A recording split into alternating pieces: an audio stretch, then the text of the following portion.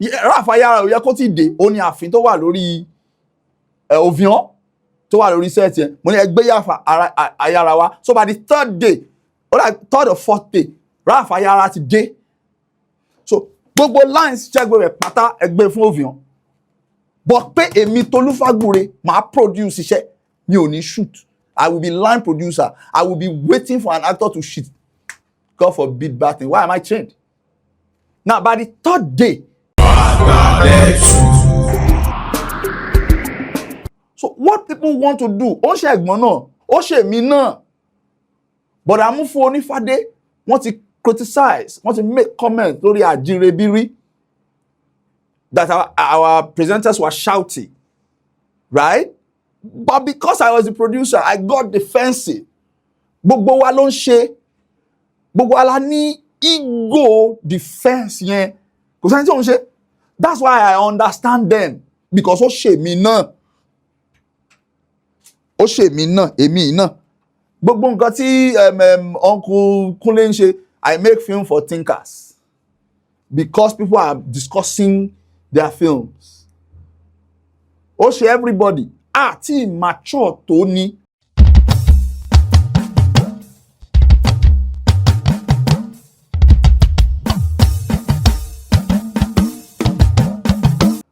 A dẹ̀ gbọ́dọ̀ máa ẹnìkan gbọ́dọ̀ máa ṣiṣẹ́ yẹn títí in society àti industry àfi mature. Look, if you give birth to a child, how do you train the child to be independent? By sheltering the child? No. By exposing the child to those things. Let the child make mistakes. Makes mistakes and so people want me to run into my shell and not say it as it is because of fear wípé kán má bá mi ṣọ̀rẹ́ pé wọ́n ní bá mi ṣọ̀rẹ́ mo dẹ̀ sọ pé màá ní tí ò ní rù Ọlọ́run ló ń bá adé ṣinṣin àtijọ́ tí mo ti ń bá wọn ṣọ̀rẹ́ iṣẹ́ 1 million tó fún mi dá tí mo ti kọ́lé iṣẹ́ multi-millions tó fún mi dá tí mo fi kọ́lé I have not made millions from the film industry. Oh yes, I have not made enough money from the film industry. The money I have made in my life that made sense, I made it from corporate media. I made bold to say they have not paid me enough money in the film industry to make sense. As a matter of fact, I'm not fulfilled in the film industry. So, Timbawa mo dẹ̀ rò wípé mo ti ń sọ àwọn ọ̀rọ̀ yìí díẹ̀díẹ̀ tájọ máa ń sọ. Nígbà tí mo dẹ̀ rí pé wọ́n gbọ́, somebody must be a voice. That is a lacuna that somebody must feel. That's a problem. Ìṣòro kan nìyẹn, lásìgbò kan nìyẹn, kùdìẹ̀kùdìẹ̀ kan nìyẹn, tí ẹnìkan ó máa di business nígbà tó bá gbòòrò ń sìn yìí. Ẹ rí pé everybody ti di armchair reviewer. Nígbà táwọn films wá ti ń lọ cinema ń sìn, every idiot has become a reviewer. Everybody is reviewing films. Ṣé báwọn kan ló bẹ̀rẹ̀? Otherwise, tí kì bá ṣe pé ẹnìkan bẹ̀rẹ̀ trail kó máa review films. People won't. But ṣé review ò lè deter àwọn èèyàn láti máa lọ wo? Look, it swings both ways. Review makes some people to go. Film yẹn tán ní ò dáa, mo fẹ́ lọ wo nǹkan tó wà ńbẹ̀. Àwọn ẹlòmíì lè rí. Some people are waiting for me to speak. Mo review film kanjọ kan, and I think I gave it a good review. And Papa Demi, Demola Remu said, because you said it, I don't see it, but because you said this, I am going to see it. Mo dẹ̀ ti máa ń sọ, mo ní, you have already put effort. Mo ní kì í ṣe mo ní show flow la wà níbi tá a ti ṣe àgbéyẹ̀wò àtúnyẹ̀wò àti ìjíròrò àwọn iṣẹ́ sinimá wa.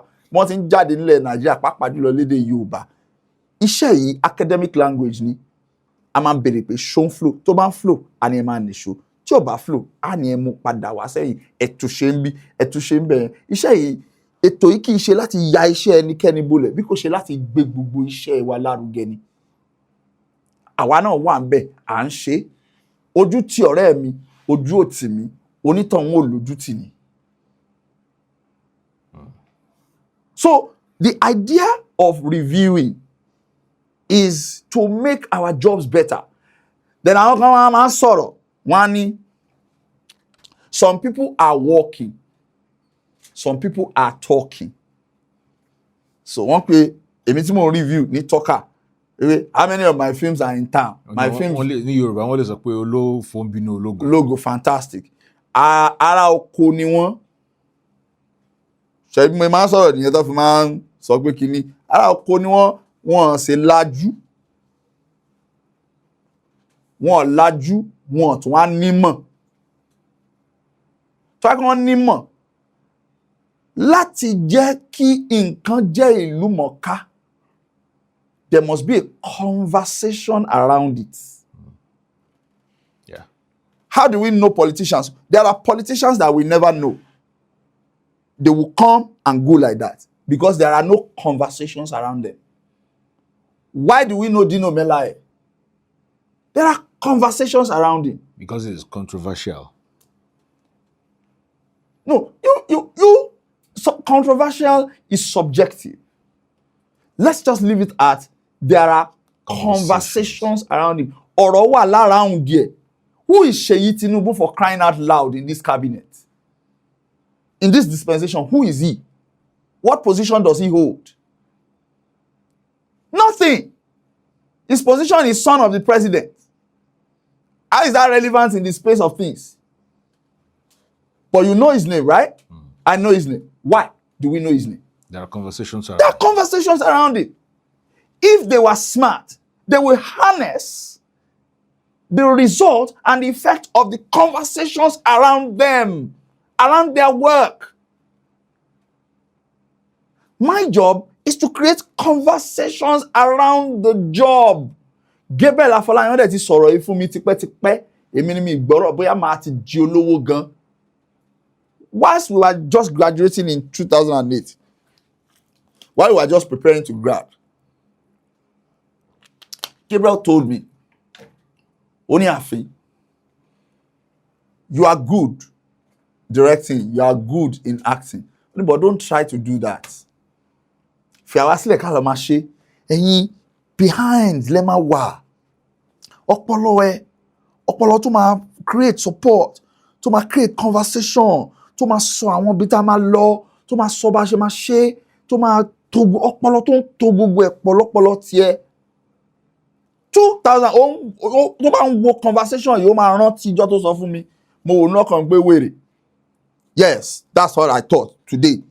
Ìwọ ti distar because 200 level ló ti distar ní Madam JRS. So kémi má distar, kémi wà behind the scene. That's how I thought it.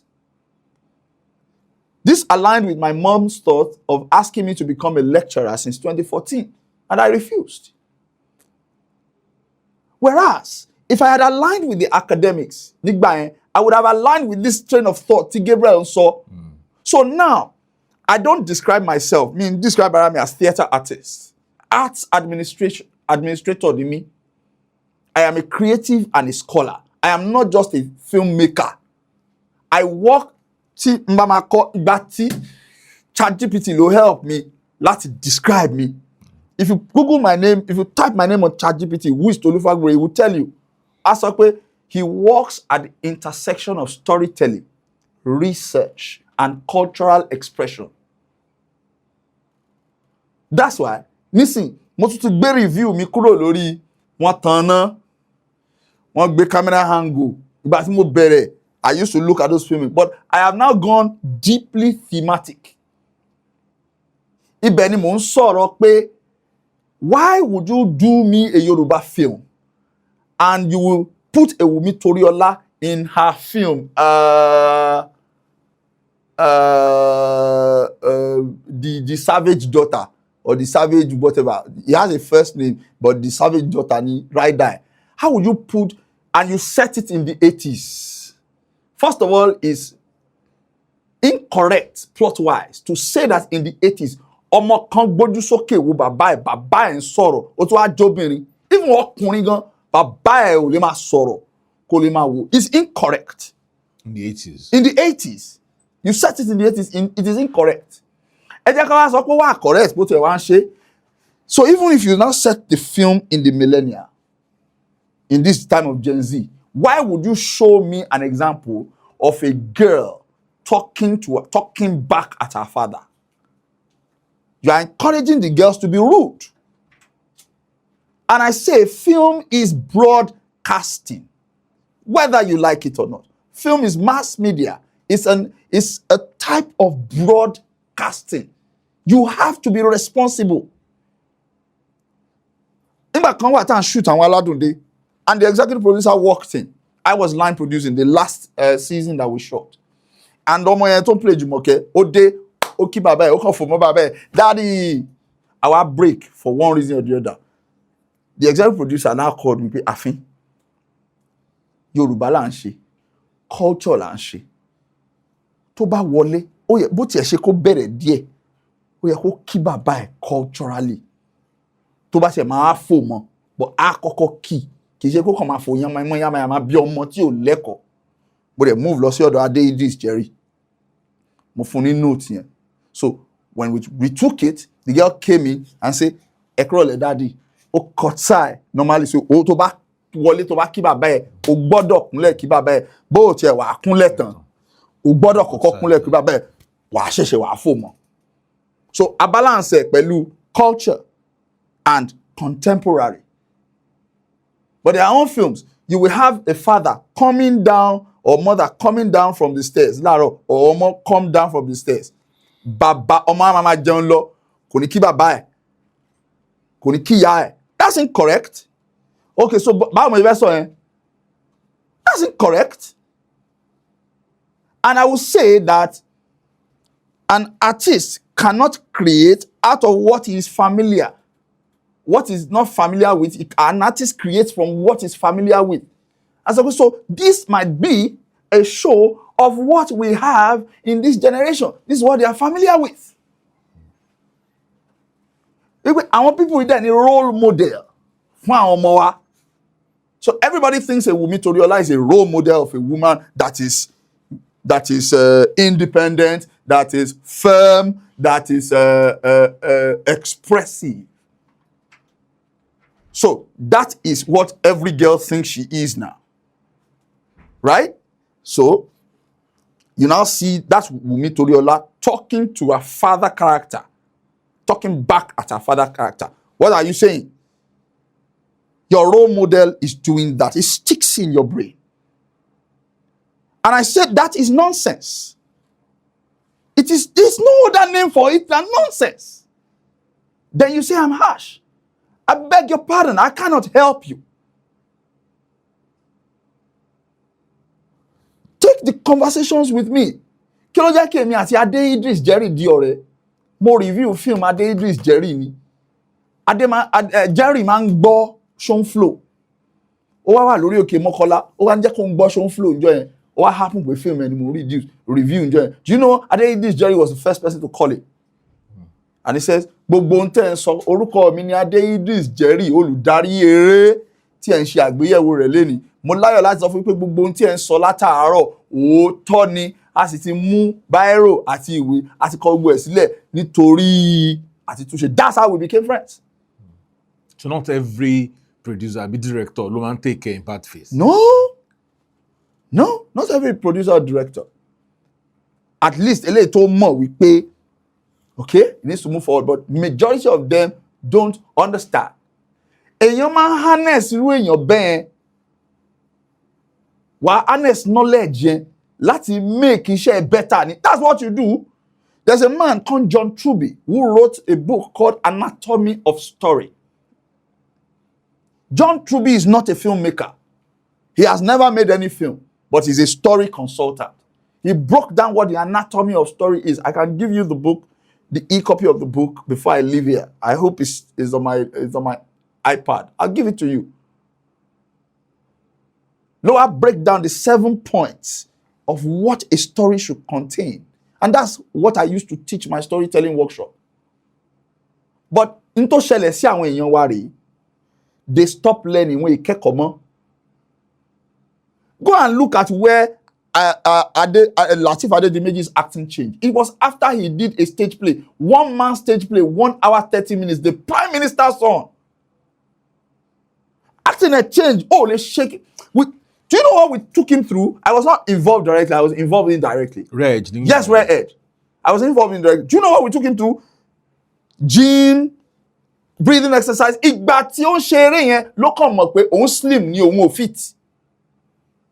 So with this your weight, your size, you could have been more fit than him. Pẹ̀lú bóyá slim. Pé òun kàn slim ni òun ò fit. There's a difference between being slim and being fit. It took him through fitness exercises. It took him through concentration exercises.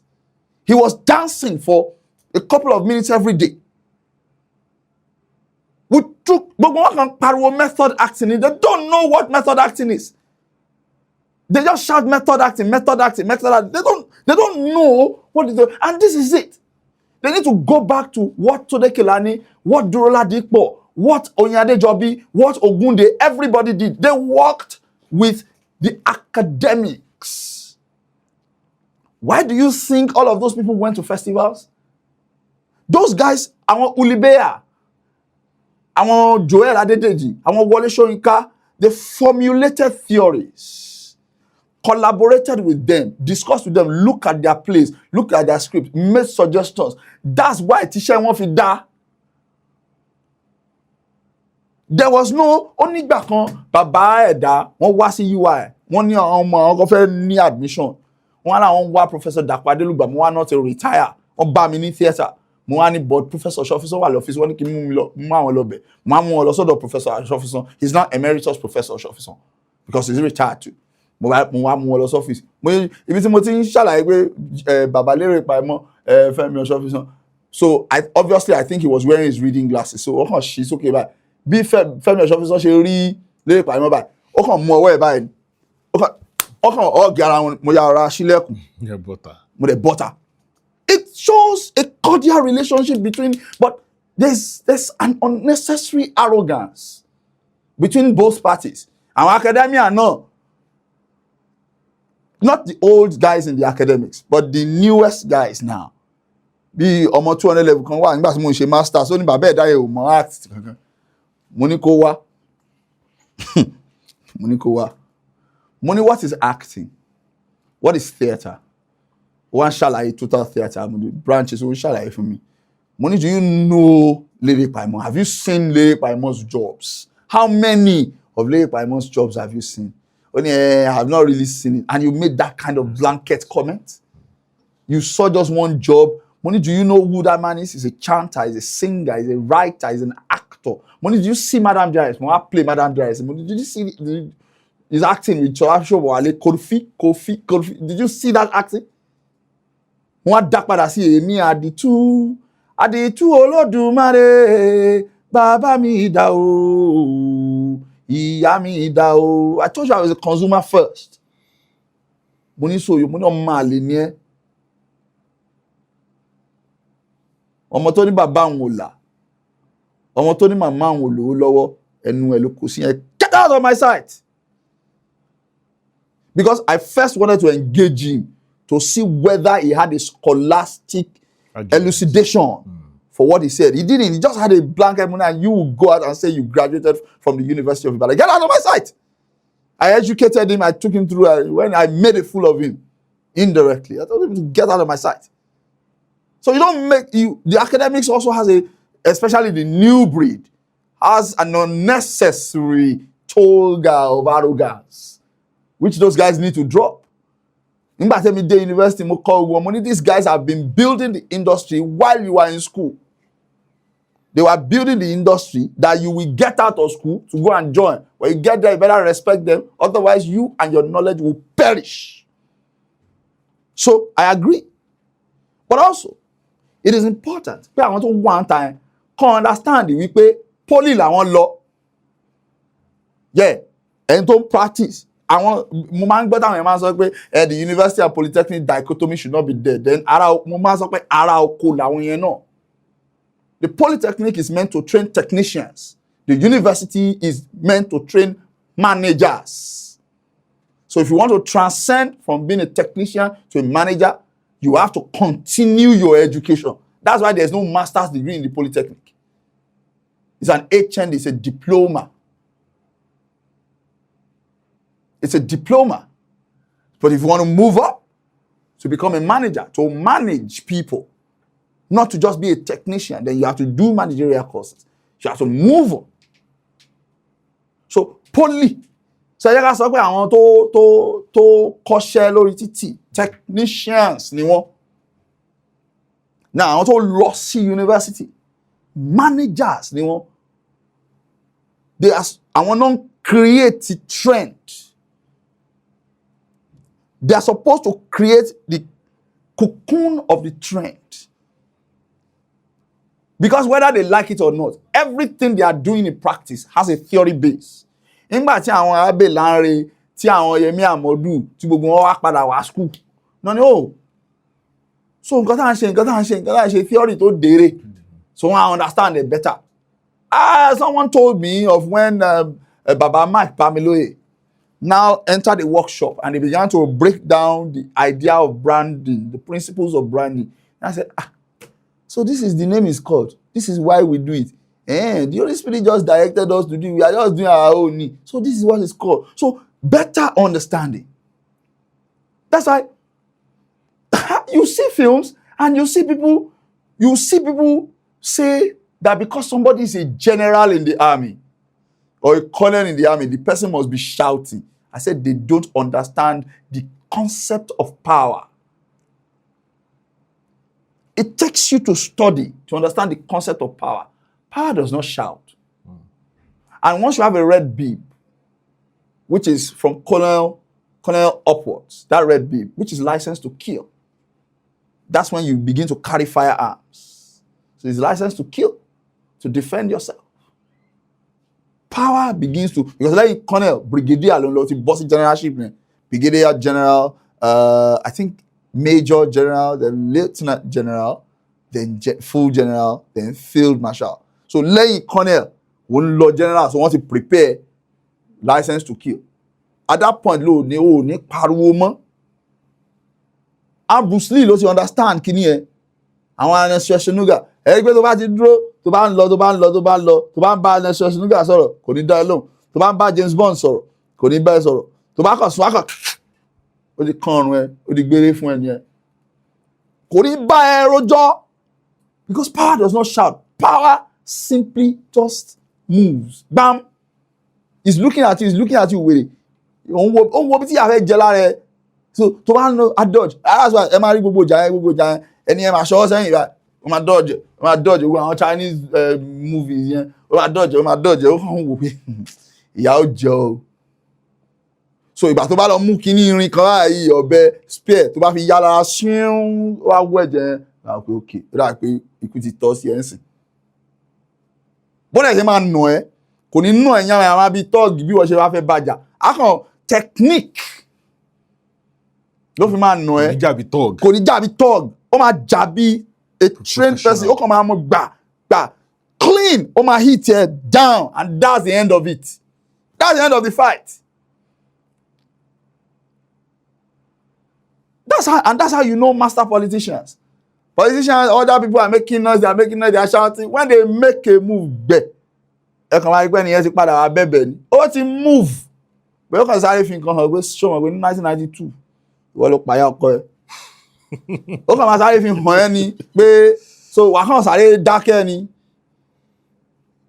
Wà kàn sáré dákẹ́ pé àṣírí mi wà lọ́wọ́ ẹ̀. Strategic move ni ẹ kò bá ẹ sọ̀rọ̀ kò bá ẹ jà. So, and you make a general talking to his son or talking to somebody in public. Have you seen military personnel? They don't shout. Tó bá lọ because nígbà tá ara kò ní most of them now. Wọ́n lájú now. You tell me that somebody, let me digress a bit from that. You tell me that somebody is making a profit of 100 million naira. A profit. Not contract. Nínú eré kan, character kan wà, òṣìṣẹ́ kan, ó wá jèrè 100 million naira. Ó wá ń wá Toyota Camry muzzle. It doesn't gel. We have first breakthrough in here. No way, sir. It's not first breakthrough. Or the second breakthrough, third breakthrough, one was Toyota Camry muzzle. We know the kind of toys you are playing with, even at whatever level you are. You know the kind of toys you play with. But sometimes, all like pay, any directors I can patch up ni. Ẹ jẹ́ kí n mú example kan wá. Yes, please. There was a time I was called for a job, Borokini season 2. Yes, please. Tí mo bá ń ṣe ní Real Edge. Yes, please. Pé rubbish owó náà lè san. So, scene kan wà tí captain ló yẹ kí n jẹ́. Yes, please. N tó ń wa plane àbí. Yes, please. So, scene kan wà tí mo gbá ọmọ mi. Nítorí kó jẹ́ ọmọ mi orí ọ̀fẹ́. I slapped her. Ó bínú kúrò nílé mo wá ń wa káàkiri. Mọ́tò tí ẹ wá tẹ ní kí n máa fi wá kiri ó jẹ́ car tí mò ń lò as of that time. Yes, please. A Toyota, a Honda Accord, end of discussion. 2005 for a pilot. For a pilot. So, it does. Yeah. So you would point at us. You would point at me now that I am part of a system that is guilty. Yes. But look at me. I'm not going to exonerate myself from that system. I was part of the system, but I was not the director. And then you didn't find me on set as consulting producer. In fact, if you look at Borokini, you won't find my name on the credit. That's a long story. But let me now fast forward you from there. Let me take you to Ladire. I directed a scene, and there is a girl, Oyakushe Olusho, Nibe. Owa wo aṣọ tó dé ní. Mo an ẹjọ́. Role wo ló fẹ́ ṣe? I was directing. I opened directing and I closed the set. One Olusho. Ṣé church girl tó ń ṣe Olusho ni or what? Explain this scene. Because from my experience as a man, nobody is a saint. So, ṣé ó pre-order ẹ ni? Or what? Pre-order ni pé tó bá pe ọmọ tó ń ṣe Olóṣó tí ó bá sì jáde sí títì tó bá wà nílé ó lè má ní láti dress up fún pé ó ń lọ because ó ti pè láti lé so ara bá ẹ̀ so ó lè wọ anything wá kò ní láti market but tó bá pè láti títì kò ní wọ aṣọ yẹn lọ títì. Of course some of them wọn ò ní wọ aṣọ tó máa fi polówó lé kúrò nílé wọn wọ normal aṣọ kúrò nílé. I change. When I change about this sport one. I'm very experienced in these things, Shego. So I know. But also what depends on the age bracket.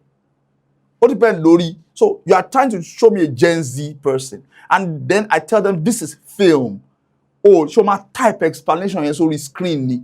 Pé nígbà tó ń bọ̀ láti ilé, àwọn ọmọ yìí ni wọ́n kúrò nílé, o wọ́n pè láti ilé ni. So usually, they type it. So you need to show the audience what the character is. Whatever you cannot show is nonsense. So I told them I can't shoot. Change this costume. I insisted. I wasn't going to shoot. I said, change this costume. All of them say, I told Happiness, Daddy Abiola, I said, I'm not shooting. Ṣolóṣó lélẹ̀ náà. Happiness, you want to know? Ṣolóṣó ni. Wà ní lóòótọ́ ni. Orí ti yín náà pé. Gbogbo wọn ṣáà rìn kiri wọn rí kiri wọn rí. Ọmọ lọ́rọ̀. Ẹ gba bomb shot tó wà ní dìgẹ́ yìí ẹ wọ̀ fún. So I had to now step in. Because mo rí pé wọn ò lè solve problem yẹn. So èmi ti rí pé mi ṣe fẹ́ solve gbogbo problem yẹn. But mi fẹ́ yẹ kó jẹ́ pé director ló solve gbogbo. So I gave them the time to think. So when they didn't solve it and I saw that they could not have known how to solve it because one costume to wà nìyẹn kò sí costume. Mo ní eléyìí bomb shot ló wọ̀ ẹ gba bomb shot díẹ̀ kó lọ bọ̀. Ẹ mú fún kó wọ̀. Ẹ wá halter neck fún kó wọ̀. Now, Ọmọlọ́rọ̀ Àṣàbí, Ọmọlọ́rọ̀ Ògúnfẹ̀yìntì, I think she was running costumes. Ó ti mọ̀ pé tí bá ti wọ mood yẹn, you do not argue with me. Because mo ti kọ́kọ́ fún wọn ní leeway kan lọ ṣe. Mo ti fẹ́ bẹ́ẹ̀ sí sọ̀rọ̀. So wọ́n lọ ṣe Ọmọlọ́rọ̀ ó tó. So mo wọlé, ó mọ́mọ́ ẹ wá. Ó lọ́wọ́ bomb shot fún. Kó tó mọ́mọ́ ẹ dé, ó wá wá. Ó wá fẹ́ bá mi sọ̀rọ̀. Ẹnìkan kò ní sùúrù náà. Director, àfin, TF, what is it? Obviously, wọn rí halter neck. Tí mo béèrè. Ó wá ní halter neck, but mo ní spaghetti. So ó ná spaghetti dress yẹn sí mi. Spaghetti strap. Àrí yín sí. Mo wo. Okay. Ó lọ wọ̀ fún. Ó mú wá.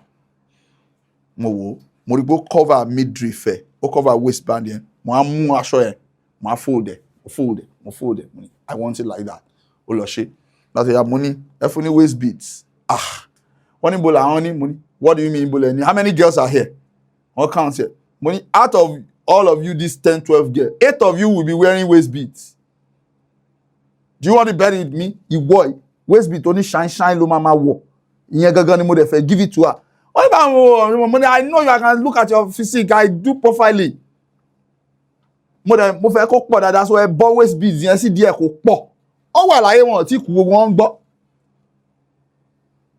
Wọ́n lọ bọ́ waist beats sí díẹ̀, wọ́n jáde. We good. Give her a tattoo on the right shoulder. They gave her a tattoo. Give her earrings. Puff out her hair. Do makeup. Paint her lips bright red. Give her heels. Something slightly high. But she will wear it. Money good. Money now we can shoot. Money no. Money kilo day. Money there is a trademark of a prostitute missing. But one woman. One woman was the trademark. Money you people don't know the trademark. She must be chewing gum. Money kì í ṣe dandan. Money it's because you don't have experience. You don't know why they chew gum. 2 reasons why Olosho will chew gum. 1, to keep awake on the street. Because he doesn't want to sleep. He must keep awake. She must look fierce. She must have that look on the street and she must keep awake. Money 2.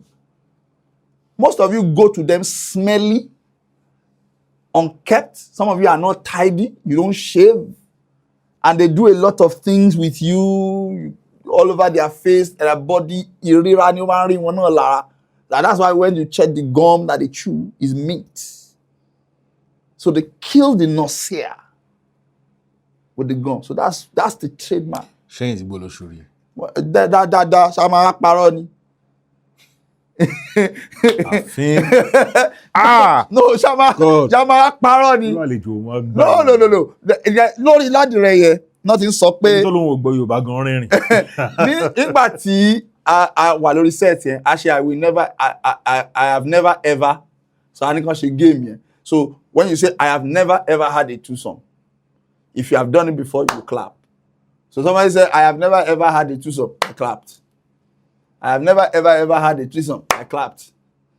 I have never ever had a sex party, I clapped. Again, the director, I've done things in this life. I got tea because I got jilted by women over time until 2018. But 2015, it don't jilt me 2015. Only I can't keep your baby.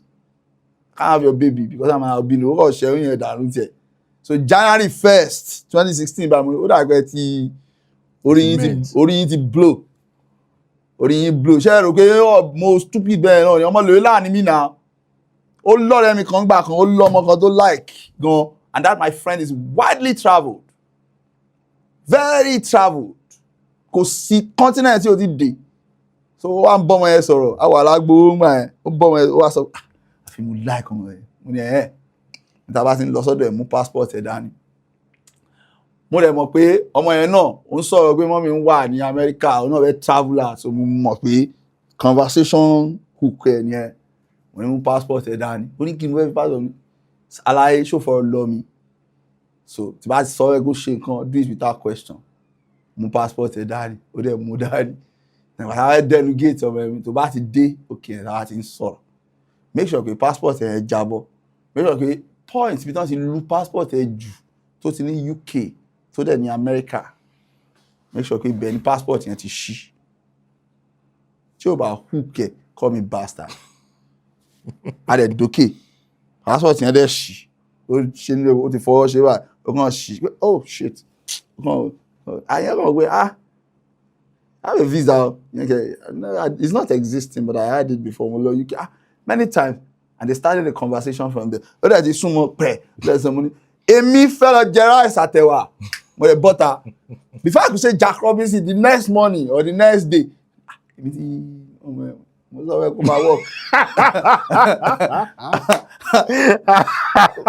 I can be a bad boy and I can be a good boy. I didn't have sex until the 29th of August 2009. I know the date. It was a Saturday evening. As a matter of fact, mo ṣe MC concert choir wa kan tán nígbà yẹn. So girlfriend mi wá kí mi. Ó wá àwa jọ lọ lé. That was the day. In fact, I think I was trying Abeokuta rí. I didn't know how to penetrate. That was how bad it was. So wá fi mí ṣe yẹ. Mo ti ra condoms like pé lálẹ́ yìí lórí African Magic Yoruba. Àṣe bọ̀bọ̀ bá tẹ́ bọ̀ ni. Mo sunkún wọ́n fi mí ṣe yẹ. So this day, ó dà kó ti wá wà lára tiẹ̀ náà. Mo ṣe tún bẹ̀rẹ̀ wo rọ́bọ̀rọ̀ rádaràdà. Ó kàn yí mi nígbẹ̀. Ó kàn wá sókè ní pé wo àbá tèmi jẹ́. So at that time, okay, but you understand, okay, this that is. So by the next morning of August 30th, ó ti yé mi. So ó yé mi to the extent pé mo ṣe pé mo gbé rice rice jóná. It was my father's house. So that was it. So mo dey ṣí báyìí. And I knew they asked. No, I told you that I was going to be very brutally honest. I like so that. I entered it like that. All right. Mo fẹ́ béèrè nípa àwọn actors wa kan. Shoki. That's your opinion me. Opinion you. Toyin Abraham. What's your opinion about her professionally? Well, I think right now she's been trying to make good films. She's been trying, and she's not been able to successfully make good films until recently. I just saw you back. Toyin Abraham Ajayemi ti pẹ́ ló ti ń gbìyànjú láti ṣe sinimá tó dáa. So àwọn tó ti ṣe látẹ̀yìnwá wọ́n wà up to standard. They are not. Is it èwo ló ṣe tí irun ẹ̀ máa ń I didn't see or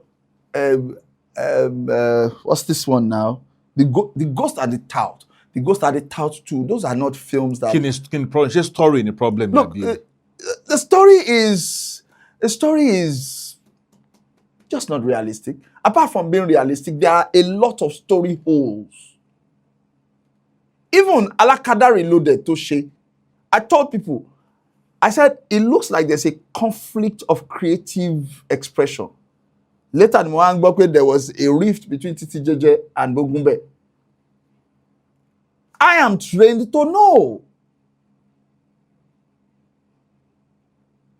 I am trained to know. I told people, I said, this is it. Let me put my mouth inside this matter now, so that I told people, I said, Funke Akindele appears to be condescendingly brutal. Let me take that back. Ó appear láti jẹ́ pé nǹkan tí ó bá fẹ́ nìkan náà máa ṣe. That's Funke Akindele. Yes, please. I think I've met her in places, not personally. I've seen her, so I've not really met her personally, right? So she's not done anything to me wrongly. But as a public commentator, as a film critic, as a film industry reviewer, this is my opinion of her from her work. And I'll tell you how I know. Somebody of Funke Akindele's standing, if you are doing co-directing, why didn't you call Niyi Akimolayan? Because Osho more directing. And that's another error that people think, that people do. They believe that because they have been in the industry for a while, it makes them automatically know directing. No, sir.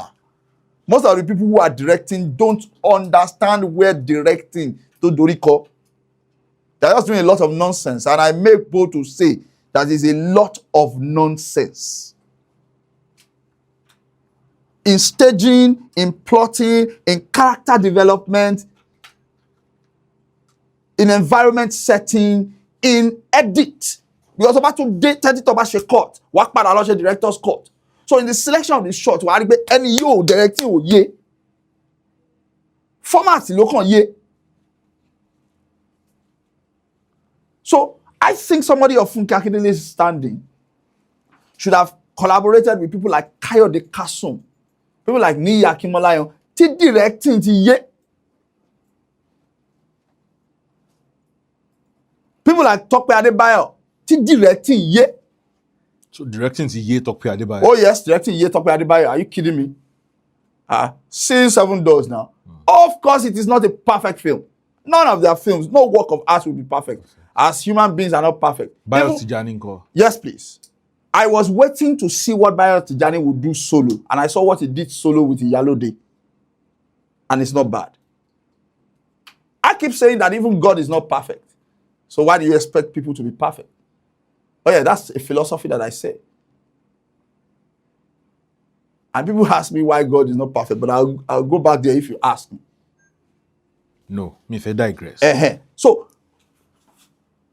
I know that I looked at it and I sensed that she's going to be a seriously overbearing human being who will think that what I say should hold. I held on to that opinion for a while. I didn't say it out until I met one of my guys who worked with her. Says that enjoy I want sorrow. One sọ fún mi pé money, this is my opinion. Mo wá kọ́kọ́ sọ fún of her. TF is like you are in our camp. When you go to her, when she wants to write, she tells you this is what scene 1 should look like, this is what scene 2 should look like, this one scene 3. But if you now have opinions to bring, no, it's not going to work like that. It's not going to. Oh no, I call for now. I said, I didn't know that. And if you look at it, you will notice that even the co-directors that are co-directing with her,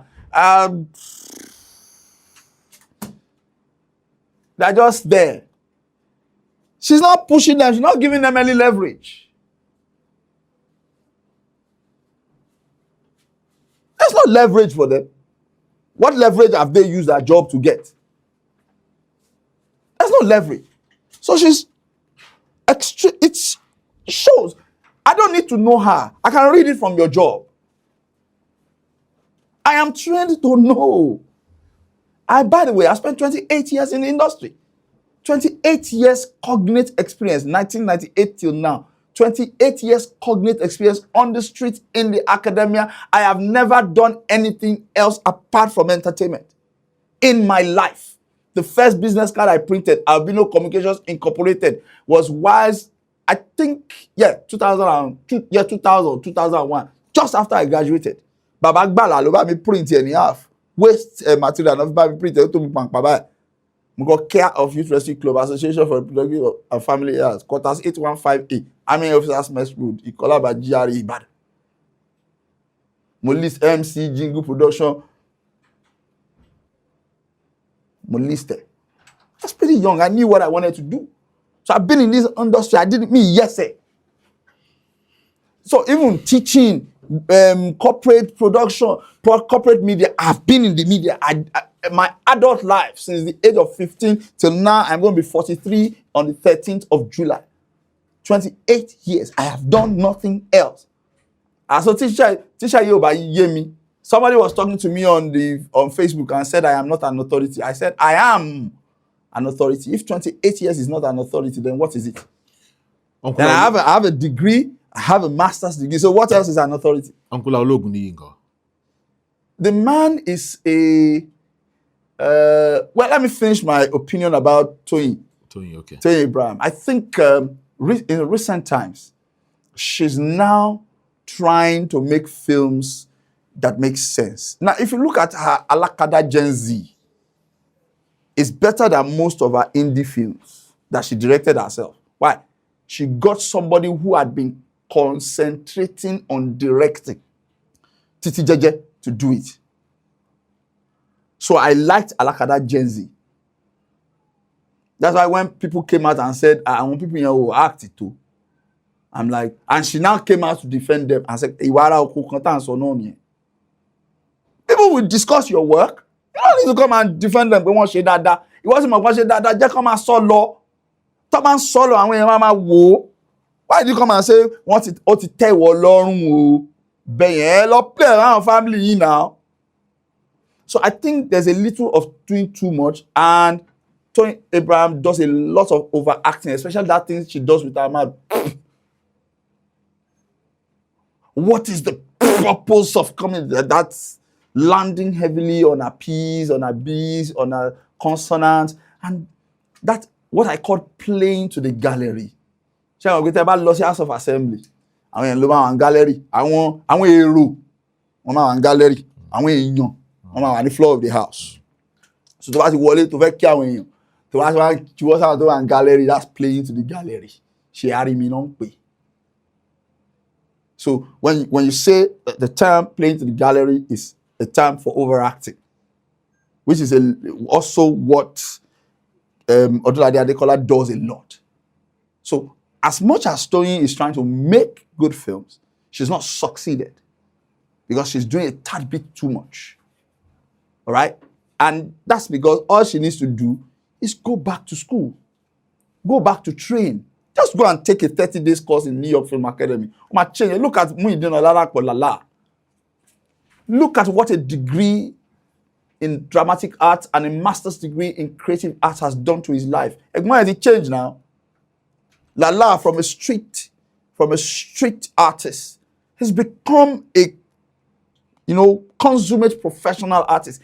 Even the man bang sọ̀rọ̀ nsìn, tó bá ń bá yín sọ̀rọ̀. Likes you, this confidence. Not just confidence, finesse. A chipped. That's what education, proper education, exposure, knowledge does to you. His films are different. His acting is different. His stories come out differently. He knows he has to justify every picture. Toyin doesn't justify everything. But that doesn't take away from her effort as an artist.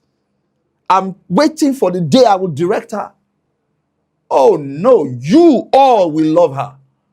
She's in love with Tele. You would love her more.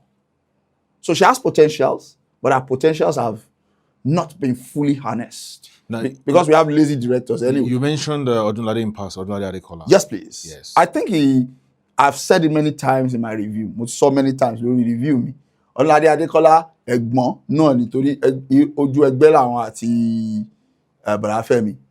Right. So I'm speaking not as an àbúrò. Mo ń sọ̀rọ̀ gẹ́gẹ́ bí professional. All right? I think Odunlade Adekola ni èèyàn kan tó jẹ́ pé ó ní talent, tí talent yẹ tó refuse láti jẹ́ kí talent yẹn grow this skill. That talent has not grown to skill. It hasn't. Everybody says Odunlade Adekola fara ṣeré, Odunlade Adekola try.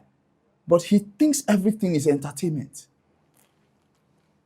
There's that element of nonsense in all his acting. I don't know how else to call it. An element of foolery. Sebastian, it's not every role that takes that. So he thinks everything, and people feel and wọ́n like ẹ̀ bẹ́ẹ̀. I say like ẹ̀ bẹ́ẹ̀ nítorí pé wọ́n ti serve ní another option ẹ̀ ní. Ṣé bẹ́ẹ̀ like ẹ̀ bẹ́ẹ̀ kí mainframe tó gbé fíìmù ẹ̀ dé? Kí ló tẹ́ prefer fíìmù mainframe sí fíìmù àwọn yòókù? Nígbà tó fún yín ní something else ní. And I have reviewed this film on radio, and people have made a comment and they've agreed with me. Audience kan ti pè mí ńjọ́ kan. Nǹkan tẹ́ rò pé àwọn audience ò rí wọ́n rí o. Ẹnìkan ti pè mí lórí rédíò ńjọ́ mo ní ẹ máa sọ nǹkan tẹ́ ẹ fẹ́ràn nínú Yorùbá film. Ẹni ẹ jọ̀ọ́ ó kàn pè mí ni ẹ máa rí pé ní yẹn ò lọ school. Bóyá mọ́tò lòún wà, bóyá mechanic ni. Ẹni ẹ jọ̀ọ́ ẹ máa sọ fún wọn pé tó bá ti ń show television, tí wọ́n sọ news àbí tí wọ́n ṣe program lórí television, kí wọ́n má pa sọ́kẹ́ẹ̀tì, kí wọ́n má tan sọ́kẹ́ẹ̀tì.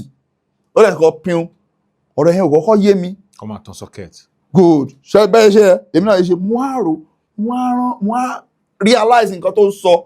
You frame a TV plugged to a socket, and the socket is off, but the TV is playing. Okay. You would never think an uninformed audience will see it. and you will say it doesn't matter. So ṣe náà gbé image yẹn wá síbẹ̀ kò ń ṣe. Normally, but my man shoot. That's how to shoot. That's tips and tricks of shooting. You film the TV in still and you put the image on it. Okay. Sometimes you insert a flash and green screen. You allow green screen to play on the screen and put it on. Sometimes you film that black and you put the image on it. So I film TV here, a film socket or plug here more. But inadvertently, I can film socket here. Any other I replace socket in one quick. But TV, she how? These are details, tiny details. So Odunlade Adekola needs only láti jẹ́ kí talent tí wọ́n grow skill. And this is how to grow your talent to skill. Go for training. Don't go and do business administration when you can do a diploma in theater art. That's how they said Mr. Latin has just graduated from peace and conflict studies. And I said, congratulations. But what's the point? What career path are you doing with peace and conflict studies? If you are serious about what you are doing, can you go and get a diploma in theater art? Commit yourself to ẹ má sọ pé kàwé ìwé ẹ kàyẹ ò useful fún nǹkan tẹ́ ń ṣe. Ẹ kàn kásápò ara yín ni. Okay, so what do you want to do? You want to follow ever tell a career ní UN or what? Or peacekeeping mission or ECOMOG or what is it? Or ever lọ sí OAU organization African Union or what do you want to do? Or UN? Is that except you are telling me mo fẹ́ move kúrò níbí, or if you say, I want to do films that do this, I want to move to advocacy, okay, maybe. But obviously, that's not the plan. The plan is just to show us that he has gone to school. So please tell me, what's the relevance of if at that age, hello dramatic art, or go to New York Film Academy and do a 30-day course in filmmaking? That makes more sense to your career. Bimbo Ademoye, well, that girl is I'm being careful. She's everything an actor should be artistically. I've seen a film where she had to play two roles side by side. She's on the phone, she's playing one role, she needed to get on the phone, and she switched to the original character. 10 act being your con, and I'm like, okay. It's a lot of talent. A lot of talent. Again, a lot of talent. But I hear how undisciplined she can be on set. Not one, not two, not three people have told me. At least I know a very close friend of mine who directed the film, to direct film, to one in one, to the sobo she reset. First of all, we got the indiscipline. And I think that's what is going to break her. To back continue, but I think she wouldn't be able to do it on my set anyway. But Motoro, again,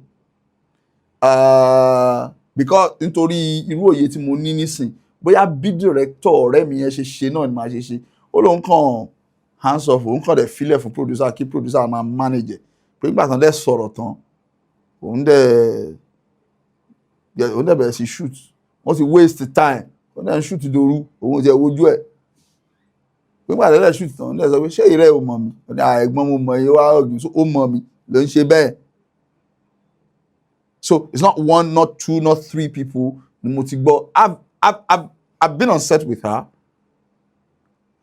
but I don't think I've had near any personal. Any flatus, just passing. That's one scene. I don't think she didn't do anything untoward. Seeing me, right? She was on set. I don't think she gave them problem on that set. But she managed it, right? But report Timo Mbo nípa, and more recently, ṣé àwọn tí mo máa ṣe believe gbogbo yẹn ọ̀rẹ́ tèmi tó súnmọ́ mi tó direct ṣe. That's so mo feel pé indiscipline ó wà, and that's it will be the death of her, because very soon àwọn èèyàn dìde lójoojúmọ́ ni, but skill, talent, yeah. Have you seen tí òun àti Gabriel ṣe nínú Anikulapo, The Girl Awakens? Yeah. It was a 4 minutes plus scene. Ibi tí gbàgbé character Gabriel yẹn, but Gabriel tó dé láti ibi tó ti perform tó ti bínú wálé tó wá sọ pé òun mówó dé wọ́n ní káwọn jọ máa lọ. It was a 4-minute scene. It was not boring. That's a marriage of actors. That's a marriage of actors. Conversation here was not shouty. Like Ati Bimbo, Ati Gabriel, they didn't do too much. They just did enough for the scene. 4 minutes. Because the rule of screen is that a scene must not play more than 2 minutes, except it is an action sequence, or there's something particularly you want to drag out of that scene. It's a cardinal rule of filmmaking. Once a scene plays more than 2 minutes, it becomes boring, it is too long. Except it's an action sequence. This scene was not an action sequence. It was a dramatic scene. You had drama. Subtle drama. It played for 4 minutes. Only talented actors could have held you for that long. So Bimbo Ademoye, yes, is talented. Mi lè béèrè gbogbo èèyàn tán. But mo ti ronú idea kan lórí mi, màá share pẹ̀lú yín later. Okay. Bá jẹ́ kí n béèrè nípa Biodun Steven. Woo! Admire her. But she's going out of her line. How? She's trying to be other people. I say, in Nigeria, Biodun Steven is the queen of drama. Un genre of film kan wà tó ń pè ní drama. Àwọn kan wà rom-com, right? Àwọn kan wà thriller, K-visuals. Kemi Adetibani, king of thriller. Forget it. Kemi, she's the queen of thriller. Thriller ye. Mo ti jókòó sí workshop tí Kemi Adetibani wà. Mo dẹ̀ feel wípé personality ẹ̀ ló wà nínú Eniola Salami. At least the younger Eniola Salami in King of Boys. Wait, dẹ̀gbẹ́ 2014 or thereabouts ní workshop yẹn. Bí Kemi Adetibani ṣe wọlé náà nìyẹn. Tó wá ṣe workshop yẹn. But you see, Biodun Stevens, I don't know why she didn't make a career of acting. Tó bá appear, man like láti rí lórí screen.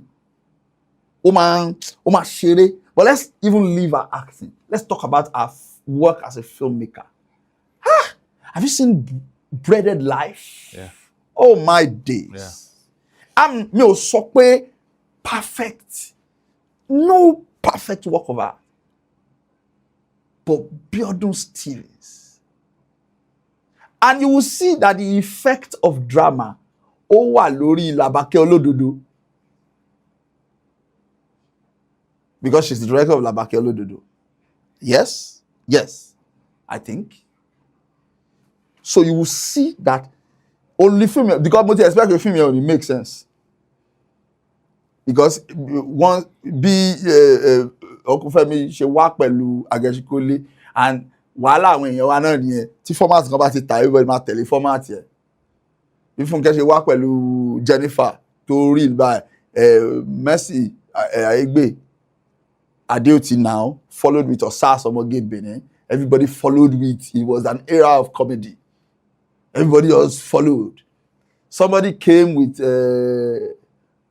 Alani Pamolekun.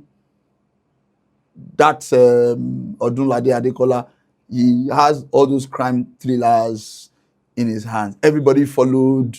Everybody, tí format kan bá ti tà, everybody tell the format here. So bí bàdá ṣe wá pẹ̀lú Agẹṣinkólé báyìí, everybody, and that's also an error. Wọ́n sọ pé we are telling our stories. So tó bá sọ pé we are telling African or Yoruba stories, wọ́n fi pé the only way to tell African or Yoruba stories is to go and tell Nígbà Ìwáṣẹ̀ stories, which is why I liked nígbà tí bọ̀dá náà wá yẹ̀ kó ń bẹ̀ tó kàn lọ 7 doors. Ó kàn yẹ̀ kó ń bẹ̀ ni pé ẹ kó bí but he returned in Agẹṣinkólé. Ẹ̀rọ pé gbà tó lọ s'Agẹṣinkólé, gbà tó lọ s'Agẹṣinkólé, ó wá mú wá sí modern. Agẹṣinkólé 2 so yeah. Ó yí ọwọ́ ẹ̀ padà wá síbí. You can tell authentic Yoruba stories in Modern, current time. Contemporary times. Not yí padà sẹ́yìn, but Biodun Stevens, Queen of Drama, tó bá ń ṣiṣẹ́ pẹ̀lú Biodun Stevens, wàá máa act. I think she's one director that directs olùdarí eré tí ò ní darí àwòrán. I think òun ni director tó lè dàbí Uncle Tade Ogidan. Máa sọ fáwọn èèyàn wípé mo dẹ̀ like nǹkan tí bàbá Túndé sọ fún mi nígbà tí mo wà ní UI. Mo ń bí wọn ní question. Ó dà pé Madam Jare àbí fíìmù kan náà gbé wá torí àwọn máa ń ṣe campus run, wọ́n máa ń gba comments kan tó ṣe final cut. So mo á lọ bá wọn as a film director. I'm not a director. Just call me a filmmaker. Later tí mo dàgbà, mo agree pẹ̀lú wọn pé wọ́n yé ṣe director. Filmmaker ni wọ́n, àwòrán náà máa ń wò, wọ́n èwe eré. Although wọ́n máa wo content, wọ́n máa wo but picture. Bàbá Túndé seem to concentrate a lot on picture.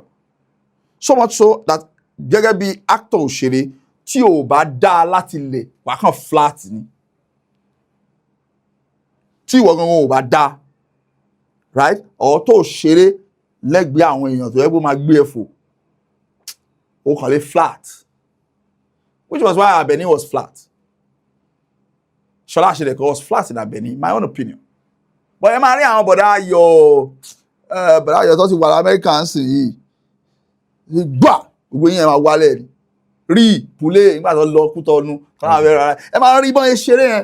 Badmus àbí? Ayọ̀ Badmus, thank you. Ayọ̀ Badmus. Wọ́n ní rí Pulé. Yẹn wá ní, okay, ṣé chicken ní Pulé. Okay, rí rice ó mú wá. Yẹn wá ní gbà. Yẹn ní gbà báwo. Gbà yẹn wá ní ó gbà. Ó ní ó drink gbà. Gbà. Wọ́n ṣe bẹ́ẹ̀ ìgbà tó wá lọ tó gbà tó lẹ́nu gbà Ruth Barry ẹ̀ṣẹ̀ ló jẹ́ gbà nílẹ̀ Yorùbá gbà gbogbo yín ẹ̀ máa wálẹ̀. I laughed. Ó lọ́rọ̀ mi kọ́ di Thomas. Tá a bá máa kíra lé ní tó di Thomas bá wà bí lé ní. A máa ní gbà gbogbo yín ẹ̀ máa wálẹ̀. First director Borokini wà ní àbí? Yes, he was the only director of the 120 episodes of the first season of Borokini. Sure you understand? So Baba seemed to concentrate on picture. However, go and look at Tade Ogidan. Master of stories and emotions. Kò sí story tí wọ́n kọ fún Tade Ogidan tí ò ní tún kọ. Ó sì máa tún kọ. So àwọn script yẹn wá ó máa tún wò. Ó máa tún kọ. So that's why on the writing credit, you always see Tade Ogidan on the writing credit. But wípé wàá jẹ́ actor nínú iṣẹ́ Tade Ogidan ò ní act. Àwọn ti ṣépè fún ẹ pé ò ní act lẹ́yìn ni o. Wọ́n ti pilẹ̀ fún ẹ lépè pé ò ní act. Ó máa ṣeré ni. So I think Biodun Stevens ni director tó dà bẹ́ẹ̀ yẹn tó máa mú actors tó dẹ̀ máa ń wo story tó máa mú àánú wá. Ó máa pa ẹ́ lẹ́rìn-ín, ó máa mú mi jẹ́. It will give you a good. Ó máa fún ẹ ní nǹkan tí Amaka Igwe define film to be. Ó ní Amaka Igwe according to Chris Ihidero, who is a trainee of Amaka Igwe, the late Amaka Igwe of Amaka Igwe Studios, Checkmate and Fuji House of Commotion. Ó ní Amaka Igwe sọ pé a film must feel like an African pot of soup. And what is an African pot of soup? Film gbọ́dọ̀ dàbí ọbẹ̀ Africa, ìkòkò ọbẹ̀ Africa tí gbogbo nǹkan wà nú ẹ̀. So ẹni tí ó jẹ ọbẹ̀ yẹn torí ẹran, á jẹ nítorí ẹja, á jẹ nítorí pọ̀nmọ́, á jẹ nítorí gúre, á jẹ nítorí ilá tó wà bẹ́ẹ̀. Everything must be there. So I think Biodun Stevens ó ní olùdarí eré, filmmaker, olùṣe sinimá tó jẹ́ pé ó máa ń fún ẹ ní gbogbo feeling ilé ayé. No film, comedy, you find it, drama, you find it, emotion, you will find everything inside. That's Piano Steven. Mo mention Uncle Ologun níyìnsín. Yes, Baba. Ẹ fẹ́ mẹ́nu bà ọ̀rọ̀ because he's a producer. Yes, please. He's a fantastic director. Yes, Ilé please. àwọn sọ bẹ́ẹ̀ wọ́n fantastic àmọ́ fantastic. Yes, please. Iṣẹ́ wọn ṣì ń sọ̀rọ̀. Benny. Yeah. Benny. And parí ẹ̀, Okwese is a producer, is a fantastic director. Maybe he's a writer. And is a lovely person. Okay. Àbá ẹni ṣe rí àwọn humility kan wà àti humility and gentility kan wà tó yẹ pé I cannot even begin to think of aspiring to it. Ṣé àwọn ìwé ọ̀tọ̀ ni pé I cannot begin to aspire to it. Eléyìí, I cannot begin to think of aspiring to that. Mi lè humble bẹ́ẹ̀ ó dáyé àtúnwá.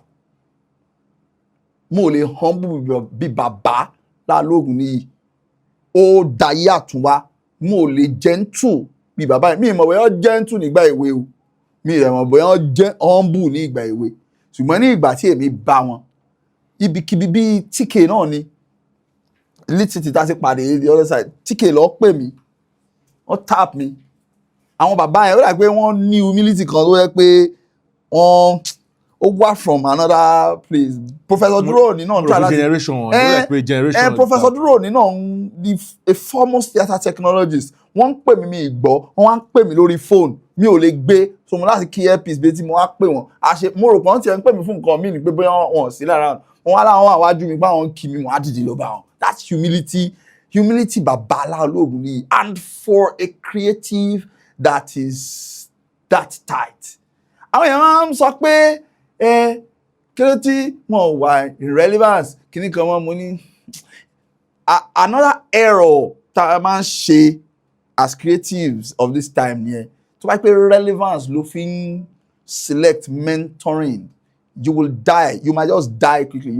Your star may just fade quickly. So mentorship ò ní ṣe pẹ̀lú kẹ́ni ẹ wà ní stardom. No, please. It might be somebody who is not in line or who had never been in line. Ló need àwọn guidance ẹ̀. Ó lè ẹni bí kéèyàn mọṣẹ́ kó má popular. Ó mọṣẹ́. Like this is tó bá ń to first director in Nigeria, wọ́n ní torúkọ mi mọ́. Tó bá ń to filmmaker in Nigeria, wọ́n lè má torúkọ mi mọ́. Recently mo kàn tẹ who is Tolu Fagbure sí ChatGPT mo dẹ̀ rí pé ó describe mi. Bóyá torí pé mo máa ń lo ChatGPT yẹn ló fi mọ̀ mi. Mo á mú fóònù ẹlòmíì, mo á tẹ who is Tolu Fagbure sí. Ó dẹ̀ gbé jáde.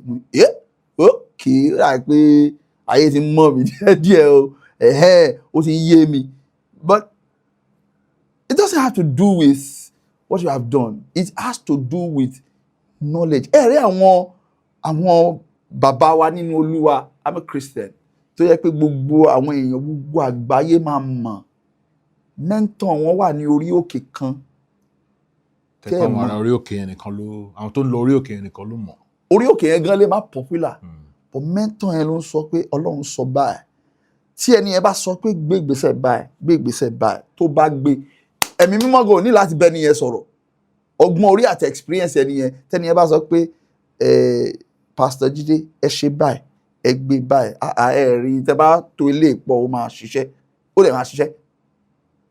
But ọ̀pọ̀lọpọ̀ àwọn èèyàn and ó dẹ̀ ṣẹlẹ̀ sí àwọn tí I wanna act nísìn tó o bá ti kí ń ṣe Odunlade Adékọ́lá, Fẹ́mi Adébáyọ̀. So if you are doing an acting workshop, tó o bá ti sọ pé Odunlade Adékọ́lá ń bọ̀, Kúnlé Afọláyan ń bọ̀, wọn ní wá. But I think it's still about a question of ẹni tó pè wá kí ló ń gan ti ṣe.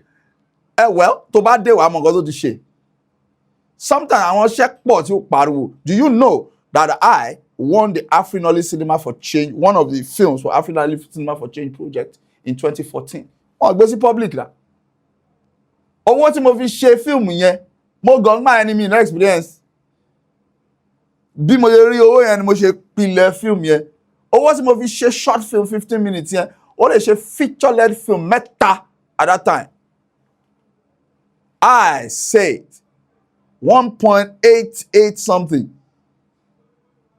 ní 2014. At least ó máa ṣe feature-length film méjì.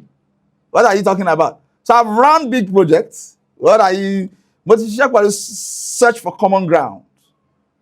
Awarawa don't play lórí Splash FM. I was the producer of the 40 episodes in Ibadan. They were sending me the script. In fact, I didn't write the script. They are written the script, they are translated the script. My own is to get in the studio and get it produced. And it was some good money. So we make money in other places. If you think, something like now, money goes out of my pay normally.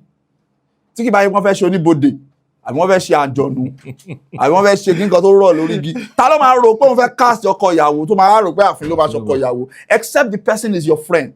It will take a Jaiye Kuti to think of ìyá àfin. Ó dà ní ìdí tí Jaiye Kuti náà fi rò ìyá àfin eventually tó ló ti ṣẹ̀mí láti bẹ̀rẹ̀. My first meeting with Jaiye Kuti was when we wanted to do Family First. Mo máa sọ story yìí mi kì í dárúkọ ẹ̀. Mo máa dárúkọ àǹtí Jaiye nísìn. But I will say, let me say before I go on, eventually, Auntie Jaiye became my support, my back. Àwọn èèyàn ti sọ pé sugar mommy mi nígbà yẹn pa fẹ́ra. She became my support. She became àfẹ́ ọ̀rẹ́ mi. We became, in fact, oníjọ́ kan tájọ lọ event kan ní Wo, àǹkárá kan náà lájọ wọ̀, a tún wá lọ jókòó sẹ́gbẹ̀ẹ́ ara wa, wọ́n ní fọ́tò yẹn náà wá lọ yà pé aṣọ pé wọ́n ti ń fẹ́ra wọn. Right? So she became my person, she became my defender, and she went and did Iyafin. But Ibadan kọ́kọ́ pàdé in 2016, Rare Edge, I was line producing Family First, 13 episodes. Our first major drama production ní Rare Edge. Ìyẹn mo fi set template gbogbo productions yẹn, template of in law. Èmi ni mo bá wọn sọ̀rọ̀ lórí phone, and we were having conversations. I was strict with my conversations. So tí ó bá ti jẹ́ pé ó ti strict jù, wọ́n wá sáré lọ sọ́dọ̀ lẹ́yẹ lórí phone, EP, and wo lẹ́yẹ aṣọ pé gbọ́ kí ló ṣe fún Jaiye. Because kò mọ Jaiye, Túndé Ọládìméjì ló suggest Jaiye. In case táwọn tí ò bá mọ̀ ṣe kan mọ̀. Túndé Ọládìméjì ló suggest Jaiye. Lẹ́yẹ ò mọ ẹni tó jẹ́, but èmi mọ ẹni tó jẹ́, so mo ní, oh, that will work. You know, we wanted to use Rose Odika, but she said she was going to be traveling to the US. So we went to Jaiye Kuti. And we hired her. So we were talking to her and she was enjoying the conversation. So, family drama ni. So you can your portrait. So kó tó di pé àwa shoot, àwa ní kan wá a week before. Kan wá ya family portrait. Pẹ̀lú Uncle Larry Balogun, the bad moms and all that. So mi wà lókè l'office ní Bodija. Wọ́n á gbóhùn àti Jaiye, wọ́n ti dé. So ọmọ Ìbàdàn àti Ìjẹ̀ṣà nú mi papọ̀ pé jẹ́ kí n jókòó síbí. Wọ́n bọ̀ wá bá mi kí tí mo kí n jókòó so that kan lè bá mi ńbẹ̀ bá sì mọ̀ what the reaction would truly be but mo kàn wò pé àgbàlagbà lẹ́nu yìí okay àdẹ̀bá lẹ́nu iṣẹ́ yìí náà lè bẹ̀rẹ̀ ní 98 but ọ̀dọ́ àkáwọn ti bẹ̀rẹ̀ sí pẹ́ jà lọ kí wọn mo dẹ̀ sọ̀kalẹ̀ lọ bí wọn wọ́n dẹ̀ kí gbogbo yẹn everybody kí wọn mo dẹ̀ ń tọ́ láti kí àti Jaiye wọn dẹ̀ kí mi ìbá dà láti kí wọn báyìí wọ́n á tọ̀ lẹ́yìn wọn á máa kí àwọn ẹlòmíì lọ yes bẹ́ẹ̀ ni àwọn èèyàn wà láyé wọn ìtì kù wọ́n máa kí ẹlòmíì lọ so gbà tó yá dànsíkí kékeré kan báyìí mo wọ̀ pride dẹ̀ wà ní inú mi ń gbà yẹn àti mi kan wà tó bá ń pè mí á ní my afin with a pride mi ò ní owó but mo ní pride kì í ṣe ìgbéraga o yes mo ní ìgbéraga mi ní àfojúdi tọ̀rọ̀tọ̀tọ̀ ni yes please I have my pride so mo kàn kọ́wọ́ sínú dànsíkí báyìí mo kàn wò pé níbí lónìí tó bá sùn èmi ni tó bá tọ̀ èmi ni tó bá gbowó èmi ni má bá mi sọ̀rọ̀ mo ti ń rò nínú ọkàn mi wọ́n kàn ní ẹjọ́ o Mr. Tolu Fagbure ọ̀gá wa ó yẹ ká kí wọn o ṣúgà àwọn àgbẹ̀ bọ̀bọ̀ yẹ láàrin ṣeun ṣúgà ó wá ní àgbàlagbà náà lẹ́ni yìí o number one àwọn nìyẹn lẹ́yìn yìí number dẹ́rẹ̀ yìí báyìí àní Mr. Tolu Fagbure tó wà intelligent yẹn tó máa ń bá mi sọ̀rọ̀ lórí fóònù ṣúgà ní number one àwọn nìyẹn lẹ́yìn yìí ọdẹ wò mí báyìí ààfin ìwọ ló ń sọ̀rọ̀ bí èèyàn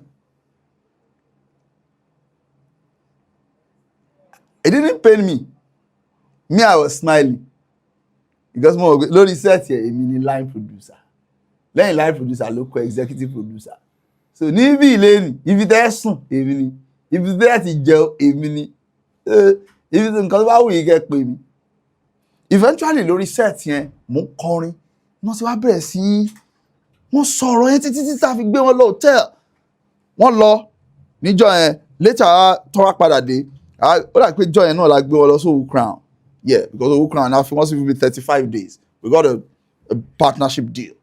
Because àwọn èèyàn wò pé ṣé Central Bank láti lọ mú owó tàbí shoot wà tàbí fàwé sí Crown Hotel. It was a 5-star, yeah.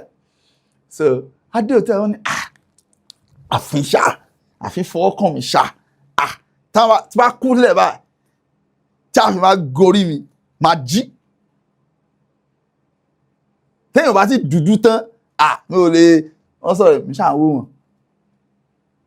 wọ́n sọ̀rọ̀ yẹn later lórí sẹ́ẹ̀tì Family First yẹn náà ni níjọ́ mi wá ń kọ orin aṣọ funfun gbogbo ènìyàn súnmọ́ mi ẹ wá gbóhùn lẹ́nu mi kọrinkọrin ọmọ aráàyè kí ló dé tí ò tàpá sí ẹ̀sìn ẹ dúró náà ta ló fẹ́ wọṣọ èpè tẹ́fí sọ páláṣọ àdúrà ò dáa ẹgbọ́n mi náà ta lẹni tó fẹ́ wọṣọ dúdú tẹ́fí sọ páláṣọ funfun ò kí ì ṣe èèyàn rí kọ́nà fọ́rùn kẹwọn. ẹjọ́ ẹ̀yìn kọ orin ẹ̀ máa ń kọ Táyé wá ń wò mí lọ́ọ̀kan JK wọ́n wò mí pé àfin kọrin wọ́n wò mí títí wọ́n dẹ̀ ní pé ìgbà yẹn wọ́n fẹ́ ya ọ̀rọ̀ mi wọ́n fẹ́ ya ọ̀rọ̀ lórí Amọ́lẹ́gbẹ́ wọ́n ti kọ script wọn tán wọ́n dẹ̀ create role fún mi nínú ọ̀rọ̀ mi wọ́n ní orin yẹn ló dẹ̀ máa bẹ̀rẹ̀ eré yẹn. That's why if you go and see ọ̀rọ̀ mi you see that eré yẹn òun ló bẹ̀rẹ̀ eré yẹn mo á ṣe bí a demented human being ní narrator tó wà láàrin ayé àtọ̀run tó ń rí so it's a first person narrative style in filmmaking. So mo á ṣe so ìgbà yẹn ni Jaiye ti bẹ̀rẹ̀ sí ní wá ń wò so in her interactions with me ó wá ń yàtọ̀ wọ́n á create role yẹn fún mi òun ni wọ́n wá rò in discussion later like 2017 bóyá ká tó ya Ìyáàfin or after tó ya Ìyáàfin níjọ́ kan náà sọ pé àfin is your mommy proud of you mo ní yes my mommy is proud of me àwọn ò mọ bí ìyá kan ṣe máa bí àfin o tí ó máa wà proud mo ti fẹ́ sọ̀rọ̀ sí wọn dànù níjọ́ yẹn tó rẹ́nu tèmi gan ò dáa if not pé Uncle Lekan Wasiuddin Libra TV wọ́n wà ń bẹ̀ ǹjọ́ yẹn torí birthday lẹ́yẹ birthday Libra TV Lekan Wasiuddin birthday Uncle Tunde Ola Yusuf Libra àjọ làwọn mẹ́ta. I think Tunde Ola Yusuf's birthday was the last or Libra's was the last so àwa fẹ́ lọ celebrate gbogbo ẹ̀ papọ̀ so we were now at the office níwájú Rare Edge so náà wá sọ̀rọ̀ yẹn Uncle Lekan wá sọ pé Madam, I think I disagree with you. There is no kind of child that a mother to my be tí kò ní wà proud of. Not àfin tèmi ìtẹ́ wà intelligent. He's very intelligent. Wọ́n á change it. I think the aftermath of that now I call Ìyáàfin. As a matter of fact, seeing ibi education ibi tí doctor ti ń sọ̀rọ̀ Melanie àwọn misconceptions nípa àfin yẹn ẹni tó kọ script yẹn go get yẹn. So ìgbà tí mo dórí iṣẹ́ tán wá sọ kí ní ẹ̀mú wá ní excuse me ẹjọ́ àfin ni èmi gangan ní àfin ní ibi kí n ṣàlàyé nǹkan tó ṣẹlẹ̀ nǹkan tẹ́ni ikọ̀ báyìí mo wá ṣàlàyé ó dà gé ọ̀nkú kí ló gan ṣe Lékan Ọlátúnjí tó wà lábẹ́òkúta yẹn wọ́n tètè get kí ní ẹ̀ mr láti wá ní ojú ti ẹ̀ káwọn àwọn fẹ́ lọ sẹ́ẹ̀tì mi ṣé ẹ̀wọ̀n kan ṣé bí eléyìí kàwé kí ló tó ń wò sọ kí dókítà wa parí ẹ̀ náà ṣe wá fọ̀rọ̀ yẹn sí mi lẹ́nu tẹ́ bá wo Ìyáàfin olùfijẹ́ dókítà rẹ̀ kó sọ̀rọ̀ yẹn òní mo fi wá ṣe education astigmatism àfihàn oúnjẹ iyọ̀ tọ́nà iyọ̀ ló máa ń passport mo á break it relationship Jaiye Kuti with me over the time ló jẹ́ kó understand kí ni àfin gangan tó fi wá lọ ọ̀nà fi wá lọ ṣe fíìmù yẹn and I think also it was in her bid to give me an opportunity because that's my first lead role. Okay. That Ìyáàfin was my first ṣe ti rí tani ìbá fún mi lead role so it takes a friend kí dẹ́ ṣe pé àfin náà kò lè ṣe ọkọ nínú eré you just need to tune the story to meet it but it takes a friend. Èmi náà ti bá gbogbo èèyàn jà èmi ò ní parọ́ I don't blame anybody for any of my predicament èmi bá everybody jà and this is it ìjà principle ni and I tell people I fought àwọn ìjà principle kan wà tí mo jà tó bá pọ̀ yé mi nígbà yẹn I will leave it kí relationship lè grow. Màá kàn filẹ̀ kí relationship lè grow nítorí pé ọ̀rẹ́ ẹ ló máa pè é sí ẹ ó bá good kí ayé máa bọ́ kọ́run máa mọ̀ tó bá lọ́rẹ̀ẹ́ ẹnu iṣẹ́. It takes a Jaiye Kuti to write me into blacksmith. Okay, ẹ wo role tí mo ṣe ní blacksmith yẹn. Kí ni mo ṣe nínú blacksmith yẹn tí èèyàn dúdú ò lè ṣe? Kí ni mo ṣe nínú blacksmith tí Jaiye fi sọ pé dandan èmi ni mo máa ṣe? Kí ni mo ṣe nínú ọmọlàkejì tí doctor? Ta ló máa ro ààfin as doctor? It takes your friend. So bí mo ṣe sọ ìyẹn náà máa sọ gbogbo nǹkan tí Jaiye ṣe fún mi náà. Bí mo inú ọmọlàkejì why tí Jaiye máa fi mí ṣe doctor? Kí ni ààfin lọ ṣe ń bẹ̀? But because she was my friend, my big sister, tó jọ̀rẹ́ mi, tó jẹ́ èèyàn mi, ààfin ló máa ṣe ròyìn. And she paid me. Oh, some good money. It might not be big money, but some good money. She paid me. Other films, kan tó ń ṣe tí mo ti ṣe one Ẹ̀bọ̀ra díẹ̀, she's Ẹ̀bọ̀ra again. She keeps, I'm waiting for someone to make me a husband. And even because there are stories around albinism, around the life of, in fact, you don't need to make it a story of albinism. You just need to twist that story. Mo ti fẹ́ ọmọkùnrin now tó sọ fún mi pé Tolu gbà báyìí kò gbà báyìí a máa pàdé Kuti láti theatre ó ní kí n lọ gba ibi actors office jáde ó máa gba wájú lọ so à ń lọ Kuti a máa lọ pàdé Kuti. kẹ máa kọ́ máa rí yín pọ̀. mo ní why ó láwọn ọ̀rẹ́ òun fi ń ṣe ẹ̀ torí pé òun fẹ́ àfin. I broke that off myself. Ọmọ tí mo sọ pé òun ló kọ́kọ́ disvirgin mi yẹn ó padà já mílẹ̀ náà tó tẹ̀lé yẹn tó wá under hala lọ. Èmi ń tọ́jú ẹ̀ ní initiation rehearsal ní gbogbo initiation performance ó ṣe initiation tán mo dẹ̀ tẹ̀lé mo sáré tó ń sá lọ lẹ́ẹ̀lẹ́ ó dẹ̀ parí initiation ó jáde ó hug mi bẹ́ẹ̀ ó dẹ̀ jáde ó dẹ̀ ń lọ mo dẹ̀ tẹ̀lé ó dẹ̀ ti wọṣọ tán ó dẹ̀ ń lọ àṣẹ boyfriend ó ní under hala ti ń dòde nu car park èmi dẹ̀ ń sáré tẹ̀lé gbẹ̀gbẹ̀ ó pé Then everyone, why? But you do the latter phone and ring. I'm sorry. They said we should not touch our phone. Mo bá dúró pé ọkọ ti di méjì o. Mo bá ní let's go now. Ó dẹ̀ wò mí Tolu máa máa rí ẹ. Ó dẹ̀ wò mí mo dẹ̀ ń wo kéèyàn dúró. That's why tí bá direct break up àti break fast. Emotions máa fi ń direct because I've stopped it many times. Àbẹ̀yẹ̀ tó lóyún tó sọ pé I cannot carry your baby. So the other day, my friend was there. Lẹ́yìn Fagbure, my friend was there. Àwọn abẹ́jà wà ní tí exclusive. So then no, wait, hold on. Tolu. Àfin dúró. What did she say? Did she say I cannot keep this baby or I cannot keep your baby? Two different things. Mo á dúró. No. She said I cannot keep your baby. I said it's about you. It's not about the fact that she's not ready to get pregnant. Kò fẹ́ gbé bébí àfin. So lẹ́yìn wá sọ fún mi pé ọmọ ìkó tó wá gist mi dáadáa nígbà yẹn ó kọ́kọ́ try ẹ̀rí tí mo sunkún ọ̀rẹ́ mi Kọ́lá tó wà ní Canada ń sìn ni mo pè ìyẹn ṣẹ̀ṣẹ̀ ń dé láti Kenya ó lóun ṣẹ̀ ń gbé báàgì lẹ́ni ó rẹ̀ òun ní jet lag ó wá pe lẹ́ẹ̀ ọ̀rẹ́ mi ìyẹn rẹ̀ wà lẹ́kọ̀ọ́ so mo erí kọ́ lẹ́ẹ̀ mo rí bó ti pè ó ní àfin kí ló ṣẹlẹ̀ I was weeping. Mo wá ṣàlàyé fún un I will be with you first thing tomorrow morning. That's why I go ṣẹ̀ṣẹ̀ tó lè ṣe mi. Tá a bá jà I will always go back to him. 7:15 a.m. the next day. Gba ń gbọ́dọ̀ dùbẹ́gà. 7:15 a.m. the next day. Lẹ́yìn was in my house at Agbowo. So imagine when he had left Lagos. Ó wá gbé mi. Má worry, má gbé traba. Àwọn máa ṣorí fún ẹ̀sìn. Wàá gbàgbé ọ̀rọ̀.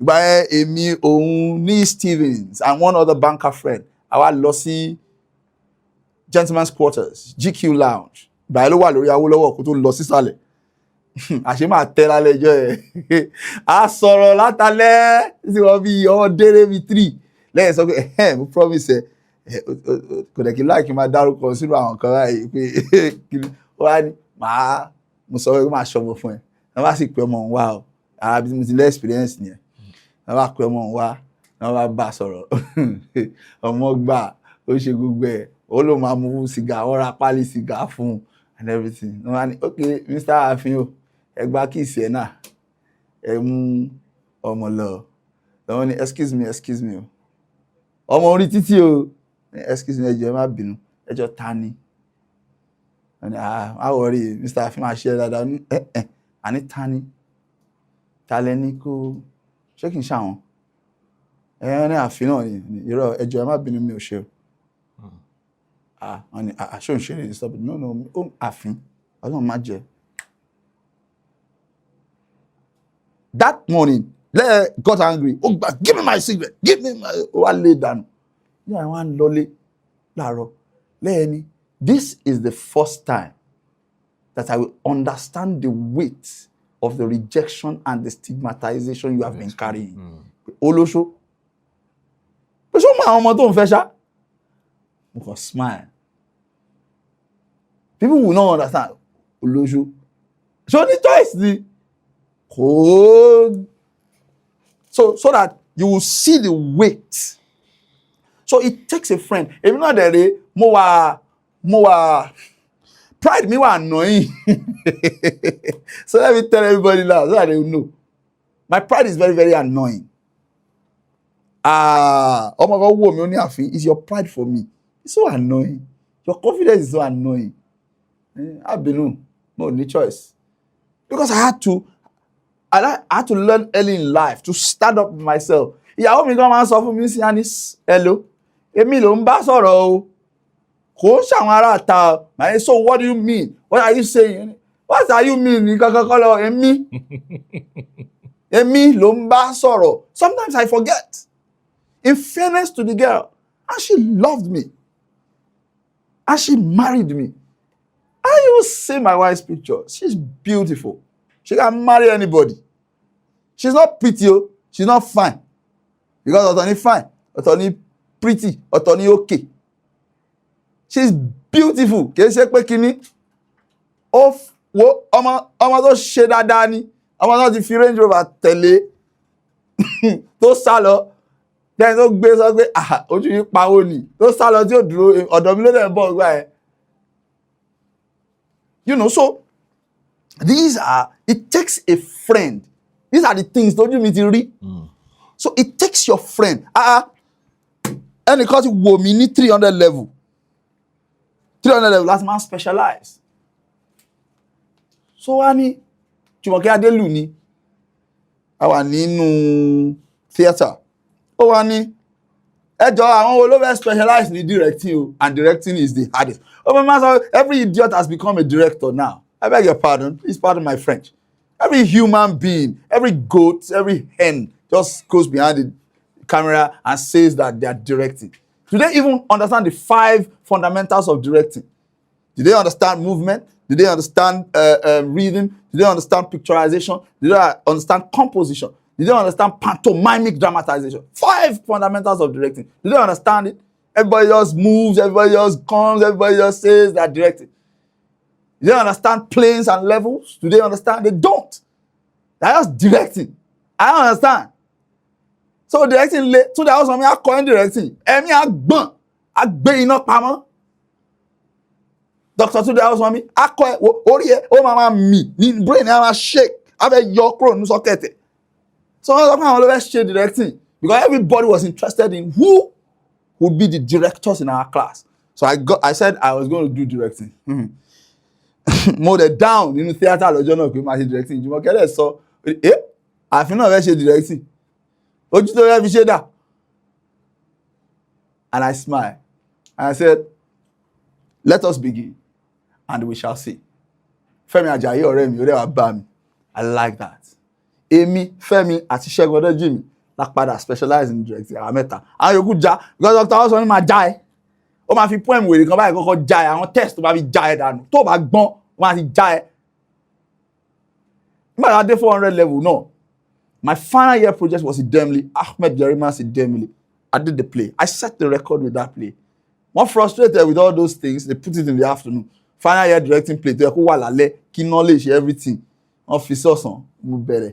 kò sí zero, it was an exam period, so kò ní zero. I did it, but everybody started to run around. A dẹ̀ ti ní conversation yẹn tí Jùmọ̀kẹ́ ti bú mi again nínú library tó ní gbogbo ayé ń ṣe play gidi. Ó sọ Fẹ́mi Ajayi was doing Sarafina, the stage adaptation of Sarafina.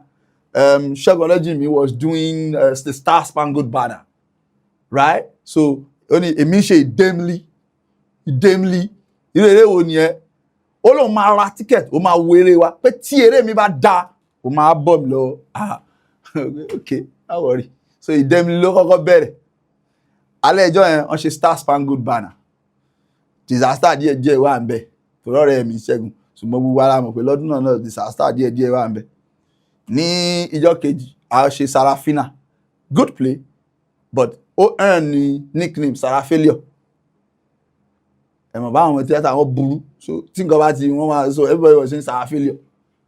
Bọ́n ẹ ṣe Sarafina yẹn tán, mo ń jáde kúrò nínú theatre, mo wá ń gbọ́ tẹ́nìkan pariwo àfin ta ló ń pariwo mi báyìí, so mo wá padà wọ́n lé, lo and behold it was Jùmọ̀kẹ́ Adélù. So call me àfin ìdẹ́mlí, congratulations. I was shocked, I didn't understand.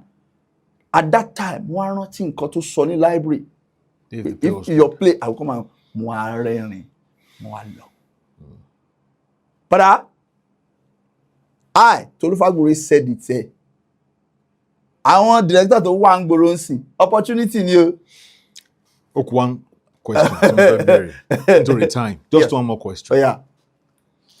Gbogbo nǹkan tí mo fẹ́ kẹ́ fi down party mi kankan ju 10 minutes lọ. Okay. Yeah. Because eléyìí ò kì í ṣe last ìjókòó wa. Mo sọ pé àìjẹ́ sọ wà lórí mi. Okay. Nígbà tẹ́ wà ní real age. Yes. Báwo mo ṣe fẹ́ gbé question kalẹ̀? I can imagine what the question will be, but let's have it. Kí ló tẹ run real age down? One. Then the second leg, mo wo podcast kan. Tí Akínọlá kan ò Fagbure tó ní frustrate òun jáde kúrò ní real age. Okay. Last question mi nìyẹn. All right. You see that me will make comments lórí Akínọlá kan here. Let me take it from there. Because all I needed, all I needed to do was dedicate 10 minutes of my show every week to Akínọlá kan, and it will feel the heat. But why? Ṣé èmi ni mo frustrate here, and I will give it to you. That was the first àwọn Aládùndé that I will line produce directly. Leye never let me line produce any of the àwọn Aládùndé. Funmi ló máa line produce. Funmi was a staff. Funmi Olóyèdé only staff, so ló máa line produce. Year in, year out, season in, season out. All the actors, especially these Fagbure and all of them, all the young folks, always had issues of payment, wanting their payments increased inconsiderably. Yeah, might I add that also inconsiderably from the information at my disposal. Except they can come and say it's not inconsiderable. They are inconsiderate with their demands. I was not line producing. I was operations consultant all through. So lẹ́yìn máa sọ gbogbo nǹkan tó ṣẹlẹ̀. Àwọn wọn ò ní tètè dé set. Wọ́n á fẹ́ frustrate set. So wọ́n lè sọ kó fẹ́ shoot lẹ́ni, kó má ti bẹ̀rẹ̀ shoot because they are still talking money. I was not line producer until Toba sort everything out. Right? So this year, we were finishing Ladire. And as we were finishing Ladire, we started Ladire in I think it was the year of my marriage, 1st of November 2021. Labere. I was let's okay. Afin, you will be the director that we open, and you will be the director that we close. I didn't know why. He didn't tell me why. But when I got on set, I knew why. All the actors were greens. So he needed a director that was spot on, and he wanted to run it like a theater camp. So we woke up 5 a.m. We went to do exercises. We went to do bonding. Ni Ife Grand Resort. Because we are partnering with the House of Odudua. So we were at the Ife Grand Resort. So we went to the pitch. We did the theater agbole thing that Baba Ogunde used to do. So most of these other directors that were on the list didn't understand. So he needed somebody who understood that. So he needed me to open. Then, of course, he needed me to close. And I knew why later. Because by the time people in here, there was a lot of lacuna. But there were problems, and those guys were feeling like they had gone to do some couple of jobs, so they were directors, so to speak. So they just sit down and just go and solve the problem. But me is my friend. I'm a director. I know that if you do well in this job, you call me in another one. So I'm spot on. This is the problem. I move. Masokwe sokale ni 7:30. Sinu boss. Èmi got sokale ni 7:10. So ẹ jẹ́ ká wò yẹn tí ó ní sokale by 7:30. Because by 7:30 I'm in that bus, I tell the driver to start. Ẹni tí ó bá sínú bus yẹn, ó máa rìn wá sí location ni. Bó go tí ń jẹ́ tọ́lọ́run. I'm a die-hard train. I've been trained. Keep going. It's your boy. The show must go on. And then they had a problem by Mokparade. They had the problem of one of the cameras was not working. So they weren't able to deliver 18, 19, 20 scenes in a day. I was delivering 18, 19 scenes, 20 scenes in a day with one camera. Director Lemi, mo mọ̀ pé format film, ó yàtọ̀ sí format television. Gbogbo Indian shot, kini kan overhead shot, tán lọ ń yà ní television. Television does not need it. Film ló need ẹ. Shot mẹ́ta péré ni television need. Long shot, medium shot, close up. Tó bá ti rí ìyà, wàá ṣoríire. Acting àti story ló wà ní TV, tí wàá fi gbé TV. Acting and story, I understood that because mo mọṣẹ́. Kò ń ṣe pé mo mọ social media. Yes, Timbari equipment at a time. Timole fi experiment. Of course, I experimented with some shots. So all you need to do is those basic shots.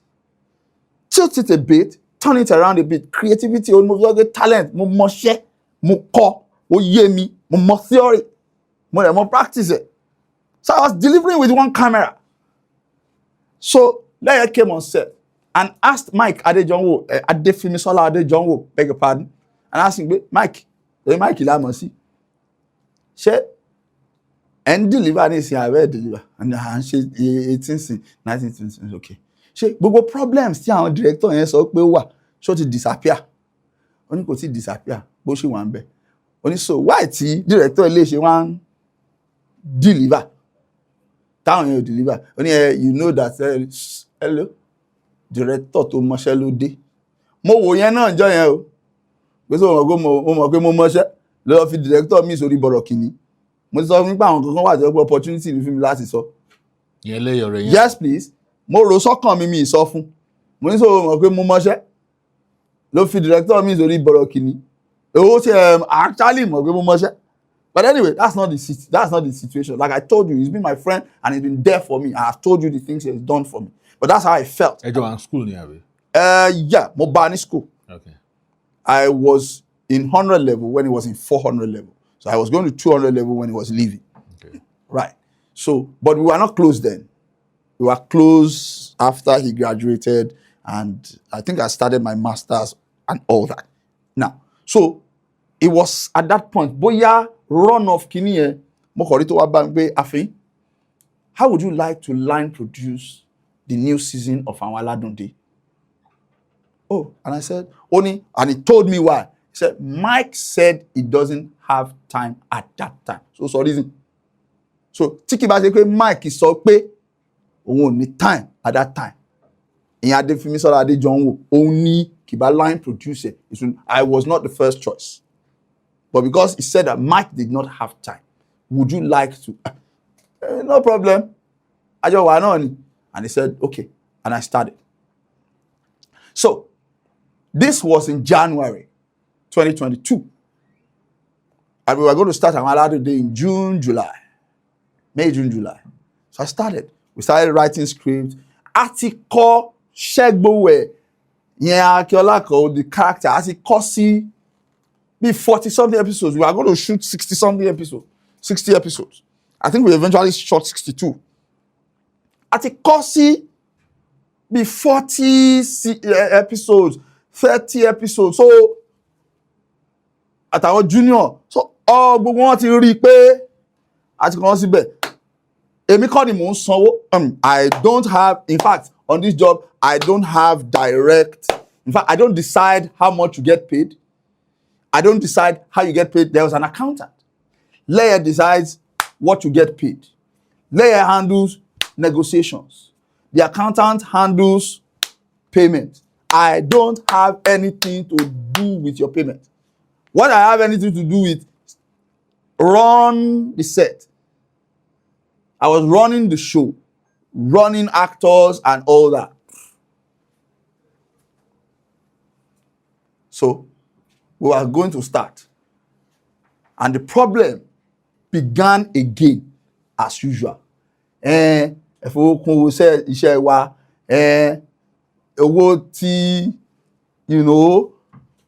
became a problem between them. So much so that Jumoke at that time, I spoke with the girl who was doing Jumoke at the time. 400 level lower. Àwọn èèyàn máa jáde, wọn ò ní ríṣẹ́. 400 level lower. Gbà kó ṣe. Ẹ máa sọ̀rọ̀ yìí lọ. Ó ní náà pé rent òun as at that time ọmọ tó wà 400 level pé rent òun 500,000. Tó because rent tèmi at that time gan tí mo ti níyàwó tí mo expect ọmọ kè pé 500,000. Nígbà tó rẹ̀ ti ní mi ṣáà sọ kó mọ̀ sí rent. Bá mi rẹ̀ ti bẹ̀ tó rẹ̀ ti ní no mo filẹ̀. Ó sọ fún pé junior náà ní issue pẹ̀lú owó. Fagbure, whose actor was Akindele, was having issue. So they didn't come to set. Even Qatar was first of all in that flow. So the first set of people to arrive on set was Rafni and Olajumoke, who played Folashade Yadun. I made no what they said. And me, Tolu Fagbure, my training as a producer, I tell it to everybody, if you hire me for your job, nobody in heaven and earth will hold me to ransom. We will shoot anyway, anyhow. If I have to hire angels to shoot, but that you will keep me one day without filming. Ododi. And I think Leia foresaw that problem, which was why he came to hire me. So ìkan náà script yẹn wà tó jẹ́ pé ìyá Adùn àti bàbá Adùn nìkan ni. 2-man script for the entire episode. I told them, shoot that. And God so good, I had hired Ade Idris Jerry, who is also a die-hard director. I said, shoot that. So they started shooting the first day. The second day, mo hire Uncle Laoye Babalola Bablo as PM. He's also an actor. Create a role. Shogunle, he created the role. So if a dialogue gbe, Fagbure ti ríṣẹ́ ní Wharf. Junior to travel to South Africa. If a dialogue gbe, shoot the next day, they kept shooting. Ẹjọ́ kí ló ti kàn mí? Kò kàn mí náà. They kept shooting. In fact, ask Ade Jerry if you see him. Most of those scripts, they had to change on set. Most of those stories, they had to Fagbure kúrò on set with lines. Ìgbà tó yá, mo ní kó lọ gbé Raf Ayarawa.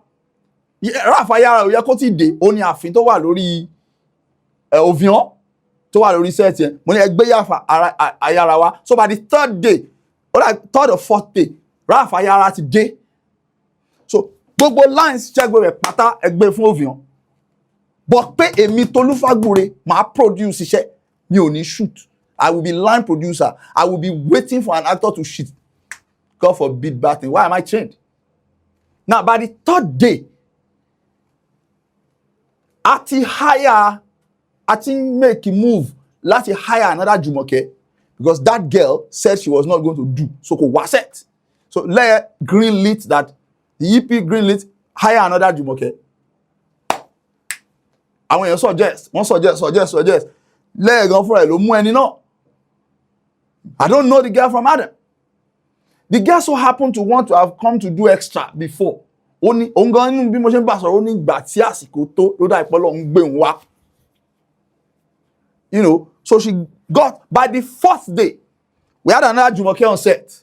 So now we had Babadu, we had Iyadu, we had Ovion, we had Jumoke, we had Shogunle.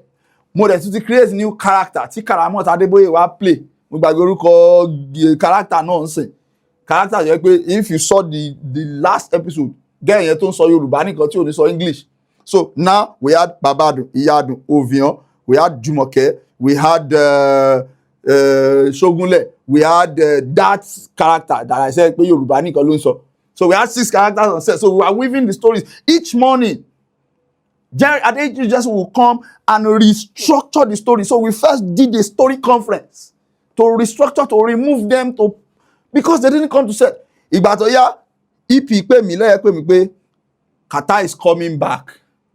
Mo lẹ́ni ẹlẹ́ni tó ti gbọ́n. Bí mo ṣe dáhùn náà nìyẹn, ó wà láyé lẹ́yìn wà láyé pé kú. Mo lẹ́ni ẹlẹ́ni tó ti gbọ́n. Ó padà wá. So ṣe pé Kata ti padà wá. That's Mr. Rain. Mr. Rain. Ó padà wá. So he said, the next thing, I think should lọ. Mo ń gbọ́ rumors tó lọ káàkiri kò kàn mí. I'm shooting. The next thing, lẹ́yìn pé mi, Junior is coming back. Ṣé mi sínú gbogbo discussion yẹn? It's the EP giving me information. Junior is coming back. Mo ló okay. Don't forget, I'm restructuring scripts. So Junior came back. And shoot lọ. So ìròyìn ti kàn pé Tolu Odu. Dáre Abiola Happiness wà bí. Ó ní ìwọ tó ti ṣe àjọ kìíní tó yẹ àjọ kejì. Wọ́n dúró pé kí ó bàjẹ́ because they were playing on the fact that I was a very volatile person. Pé mi ò kí ń gba nonsense. So wọ́n dúró lórí pé màá bínú lórí set. Wọ́n máa dàrú.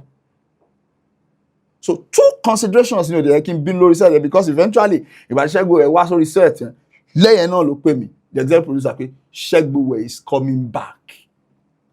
No be me na. EP ló pè mí pé Fagbure is coming back. Tó ẹ ṣe. And we had a discussion about what to do with them. It was important that both of them were not going to be on that set for too long.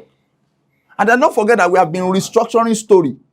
So, Kolebadati episode, so I just structured him. And as a producer, it is important that you learn that the production is not about you. The production can move from you. So, when they said he's coming back, the only number of episodes I could give him to do was 8. Then our big mommy, our big daddy, not he said, pa demo. So we characters here, so our structure wasn't no big mommy, big daddy. That's Olaya Igwe and the JK. One new story here. So when I looked at the story and all the story, what has talked about Jerry, I said 8.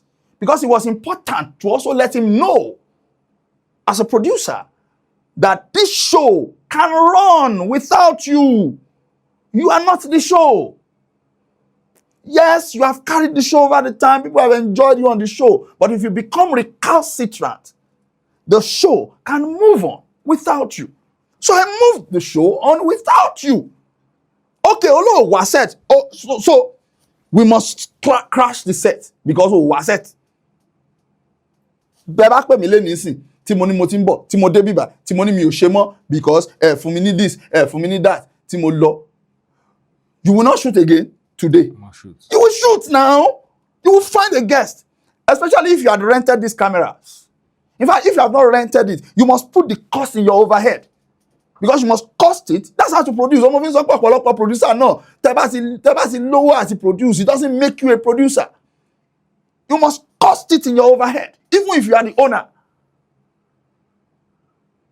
So if you had invited me to shoot today, and you have planned your time, that I will shoot today, and I didn't come, you will fill in with another guest. If you didn't fill in with another guest, I would have been disappointed at you as a producer.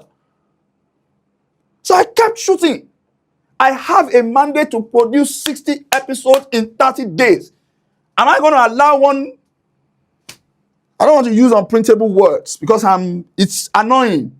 ó ti pẹ́ sí kíní ẹ̀sìn bí mi nú, but I decided not to respond to it because one person decided that owó tó òun ò wá ẹ kò wá nìyẹn ẹlòmíì máa ṣiṣẹ́ àbí yà ní ṣiṣẹ́ mi nígbà tó dẹ̀ decide pé òun fẹ́ wá 8 episodes ló kúnlẹ̀ tí mo lè fún ó dẹ̀ ṣe 8 episodes ó dẹ̀ lọ wọ́n á pè wọ́n á bá mi and he was talking to me very arrogantly mo dẹ̀ dákẹ́. There was a time they wanted to turn it into one dramatic thing on set. 2 reasons I considered. I had to keep that show going because their plan was to stall it. That's what I thought. So mine was focus and keep filming. And then my wife was heavily pregnant. She was a school administrator of the school next to me. So if I raise my voice here, she will hear there, and it will have a rub off on her in front of our staff and all that. So I wasn't prepared to do, the marriage was relatively new. So I wasn't prepared to do all that hogwash. So I would rather be patient so that this job can be done. But today, party 8 episodes. Wọ́n wá bá mi, wọ́n ní pé kí n tiẹ̀ jẹ́ kó ní 10 episodes. Mo ní okay, kọ́kọ́ lọ ná. Ó máa padà wá yá 2 episodes. Lego vani o. Kò lè padà wá yá 2 episodes. 8 episodes ló máa yá. Lẹ́yìn ìgbà yẹn, àti ìyá àwọn aládùúdé mi náà o. Orin yẹn wà ń bẹ̀. Bàbá bèbí mọ̀mọ́ ṣẹ́ gbowẹ́. So I'm sure when Leye himself became disenchanted with the entire process. Now that brings me to the answer of Kilota run rage down. Do you mean by Kilode T me run rage down? Àbí Kilode T rage go down? Gbogbo ẹ̀yin tẹ́ wà ń bẹ̀ at the point tí kò sí production rage ní African Magic mọ́. Okay. Ẹ̀yin lè máa ń sà. Okay, fantastic. The executive producer, because do you know how? Àwọn aládùndé nìkan kọ́. Of course, Ajirebi, a lot of Borokini, a lot of shows. As a matter of fact, at some time, Rare Edge alone held about half of the television time on Africa Magic Yoruba. I make bold to say it. Yes, we became the concept that everybody was copying. What happened? Now, I am not the owner of Rare Edge. I am a vision supporter. But I tell people, the only thing to me in Rare Edge ni owó. Every other thing, àjọ wà ńbẹ̀ ni o. Èmi Leye Fagbure àti Túndé Ọládìméjì tí mi bá dárúkọ ẹlẹ́dàá ẹ̀ máa jẹ mí yà. The story between Túndé Ọládìméjì and Leye Fagbure, they are the ones who will come and tell their stories by themselves. Because they were friends before me. Àwọn gangan ni colleagues. So both of them, by virtue of matric number at the University of Ibadan, not by virtue of practice in town. I started in 98. I don't know when they started. But by virtue of matric number at the University of Ibadan, they are my senior colleagues. By virtue of matric number. Ìyẹn ni pé wọ́n ṣáájú mi wọ profession yẹn nínú UI. So ẹ jẹ́ ká gbà, they are my senior colleagues. Mo dey assume pa àwọn méjì jù mí lọ. Èmi ò mọ age wọn, but àwọn mọ age mi. Everybody tó rí mi rí ló mọ age mi, mo ti sọ ń bí. Great. So mo lè dá sọ̀rọ̀ wọn. They will come and tell their stories themselves when they feel like they want to tell it. Kò tọ́ sí èmi lẹ́nu láti wá sọ story wọn because gbogbo ẹ̀kọ́ ló hàn sí mi. Ọ̀pọ̀lọpọ̀ nǹkan hàn sí mi. Ṣùgbọ́n gbogbo nǹkan bẹ́ẹ̀ kọ́ ló hàn sí mi. Now, ètò wa kàn mí rè. Nínú Rare Edge yẹn, tí proposal idea bá máa jáde, Leye will run it by me. So, one day, he was sitting on my 3-seater couch at my house in Basharun, Islamic Junction in Mongbe. Ó sùn sórí couch mi. Leye and I had a friendship that tó bá ń bọ̀ látẹ̀kọ̀, látorí Long Bridge, ló ti máa place call. The kind of service he used was a postpaid service that he calls unlimited and settles the bill at the end of the month. So he can call airtime. So he puts a call through to me. He's coming to Ibadan. So he enters Long Bridge. He calls me. We speak from Long Bridge until he gets to Guru Maharaji, approaching the bridge to come to challenge. He says, Afin, he's coming to my house at Basharon. That's the kind of relationship we have. I won't say had, we have. Now, so tó bá gbé mi tá lọ tá sọ̀rọ̀ tá ṣe this a lè pè Túndé ní mọ́tò èmi ò ní so òun lè wá bá wa and all that eventually ilé mi nílé ẹ̀ máa sùn. So one of these nights I slept on the rug on overlay. He had an underlay so mo sùn. Iná wá dé TV mi by LG it comes up tí iná bá dé tó bá pa tí iná bá dé tó bá ti fi remote pa tẹ́lẹ̀ ó máa tàn fún rẹ̀ so iná yẹn wá tàn àwa jí mo wá fẹ́ lọ tọ̀ lẹ́yìn wá ní Afin how can I help everybody wọ́n ti kọ sórí yẹn sórí Facebook rí mo down mo lọ sí toilet mo lọ tọ̀ mo padà bọ̀ láti bathroom Afin ṣó gbọ́ pé mo bá ẹ sọ̀rọ̀ ó tiẹ̀ ti wá bàjẹ́ gan báyìí o yẹn á bá ẹ sọ̀rọ̀ a máa ṣe bí ẹ kó gbọ́ ṣáàjọ̀nù gbínú ẹ̀ ni we have our banters as friends.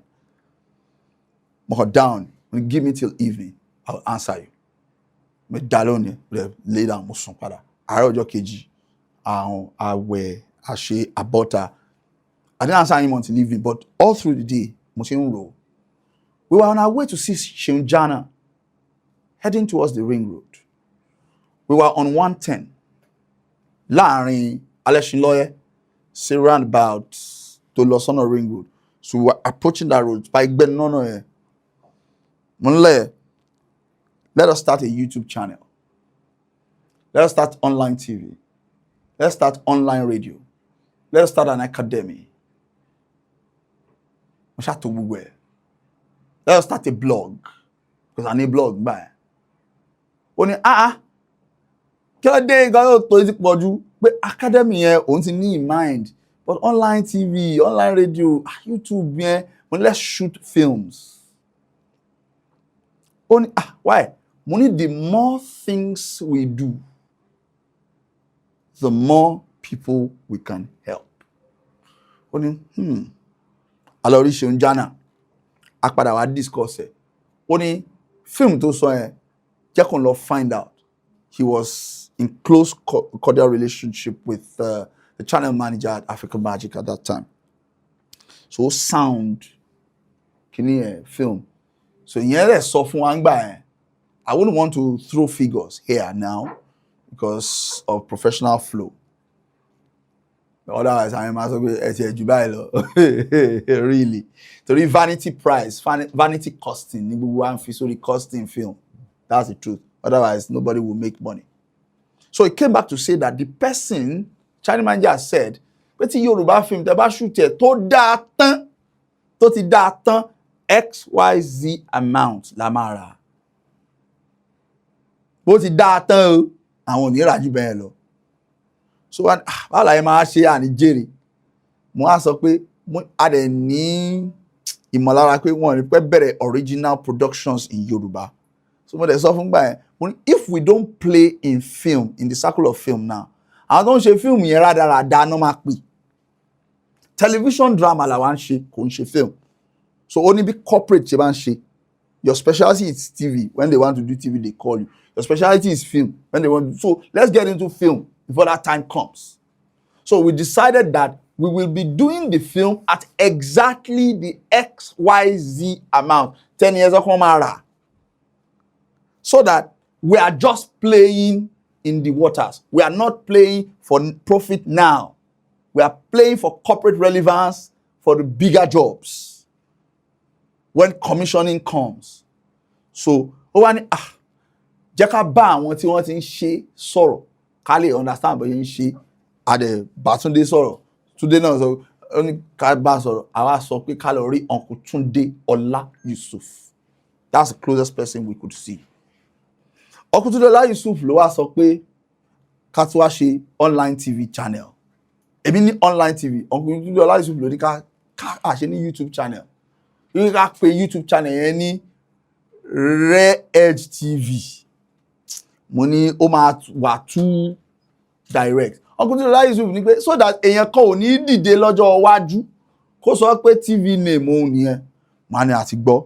àṣà sọ̀rọ̀ yẹn Uncle Tolu Yusuf ló introduce Akin Abiola sí wa pé ó lè ṣe graphics ó lè ṣe website because we were thinking of doing an app and everything, so he could set up a lot of things, and I invited him for that meeting and we started it up. Ìgbà tá a kúrò èmi wá sọ fún lẹ́yẹ pé no, we will not call it Rare Edge TV. I came up with names. I came up with the name Borokini. Oh yes. So we will not call it Rare Edge TV. Money we have to look at something that is cultural but stands in between contemporary. Money, so we call it Rare TV. Uncle Tunde fẹ́ nǹkan tó jọ orúkọ iléeṣẹ́ wa. So that kò ní sí àríyànjiyàn power la ní. So money we call it Rare TV. Ó wá ní kí ni túmọ̀ Rare? Mo ní ẹni tó wà trendy. Nko Rare was sociable. That's good. Money because our channel is not just a film channel. It's an urban YouTube channel. Urban channel, but Yoruba content. And sometime later, we might want to put some English content or other language content on it. So Rare TV. That's why go and look at the earliest content on Rare TV, on that TV channel. If you look at the earliest content, you will see that the logo has a tonation mark, me, on it. Re, mi. Earlier, nibi logo at least one le you would see it only re, mi, lórí e. Rare TV. And that's how we started all these things. We got to, and at some point, Leye got the inspiration to do Borokini. He got the inspiration to do so many things. At the time, I used to do trainings for the staff every month, end of the year, retreats. I put it together because most corporate solutions, no. My forte is also training, Now, ìgbà yẹn ni mo set our corporate governance kan, right? The lady who was doing Anike Kilo Shele, because Anike Kilo Shele came from Media Factory. It was a breakaway from Media Factory when Leia and his former partner broke up. So settlement ni àwọn shows Jirebi, I think Faji Extra, and I think Shoroni, they were settlement breakaways. So sọ fún mi pé Anike Kilo Shele was not Feyikemi Agbola's name. They created the character as Anike Kilo Shele. So Feyikemi kọ́ ló ń jẹ́ Anike. Ó fit in sínú Anike Kilo Shele ni mo wá ní so why tó fi jẹ́ pé tó bá wá lọ ṣe event ó máa sọ pé, and which is akin to what is happening with the Papa Jasco thing. Why would you go to an event and you say MC Anike Kilo Shele and the office does not know or approve it? Money tí wọ́n bá ti fẹ́ lọ ṣe show tó wá máa kọ Anike Kilo Shele sí, the office must know, and they must bring a percentage of their earnings to the office. Money even Dele Fagbure, because Dele Fagbure àti Leye childhood friends ni wọ́n láti Èkìtì pa àpọ̀jọ làwọn méjì. Ó ní brother mi ni mo ní kì í ṣe ọ̀rọ̀ brother ẹni lélẹ̀. If he writes Dele Fagbure and brackets Ajirebi underneath, whatever he gets from there, he must bring it to the office. Otherwise, let him take Ajirebi out of it. Let Feyikemi Agbola too, when she goes to anchor her shows, let her write Feyikemi Agbola and take all their money. And they put that corporate governance there. Alasigba yẹn oníkálukú stop. So tó oníkálukú bá lọ gba MC, wọ́n ní kọ Ajirebi sí. Tó oníkálukú bá lọ gba MC, wọ́n ní kọ Anike Kilo Shele sí. That's fine. But also at the point wọ́n ṣe meeting, ọmọ yẹn sọ pé the chief CEO is very rude. Me see meeting yẹn mo ní CEO is rude. Mo sọ fún lẹ́yìn ó sọ pé CEO is rude. When we write a mail, we fire her. We fire her. You can't say the CEO is rude. But the CEO is rude. If you have a point, you make it. I call email. Money will call him. Call email. Money for me lo ma call. I call email. Yes, see. Boy, first time, do mama gbọ́ lé nini. But èèyàn ní bend your to Funke. Yeah, you know what behind there. Benny, I was the person in charge of corporate. I was operations consultant, artistic and administrative, corporate governance. You can't say the CEO is rude. Is something wrong with you? So I said she needs to be fired. If not that, she brought her parents came in, because all of a sudden, mo rí pé lẹ́yìn sọ pé jẹ́ ká filẹ̀ pé ó ti ṣe dáadáa. And in cotton I appreciated that. The parents came in and apologized and appealed. I said, ó ti tán, bá àtọ́jú ṣe ó ti tán. And láti ìgbà yẹn, ó reset. Everybody reset. Oh yes, everybody reset. Mo create gbogbo templates of work, what you call it, timetable, scheduling. I created all those, and everybody was working. One more our films come back after narrative in by. I threw everything out. I said, this is not the kind of thing we were looking for. Now, Bomisi Omi to dear while I am for a while as friends.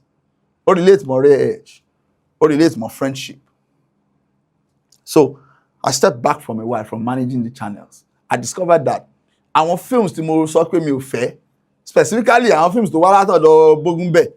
Some films came from Bogumbe, and I said no. I saw that the films were on the channel. I said, channel Baba Miko. So my step away. Masak Ekitini leye yo bale mi. Toro mo badan le mi. To ba ti ngbe wa labo marie. I have that intuition to know. I'm an Ibadan boy. When you're coming with Rikishi, I would know. And I'm trained by an Ijesha person. So I'm trained to be very circumspect. Èmi ò dẹ̀ ní lọ gbẹ̀yìn sọ fún ẹ, máa sọ fún ẹ bí ní pé àlàyé òṣì tó ń gbé bọ̀ ẹ dá padà síbẹ̀. Ibi tí mo ti yàtọ̀ sáwọn ará Ìbàdàn ni ẹ.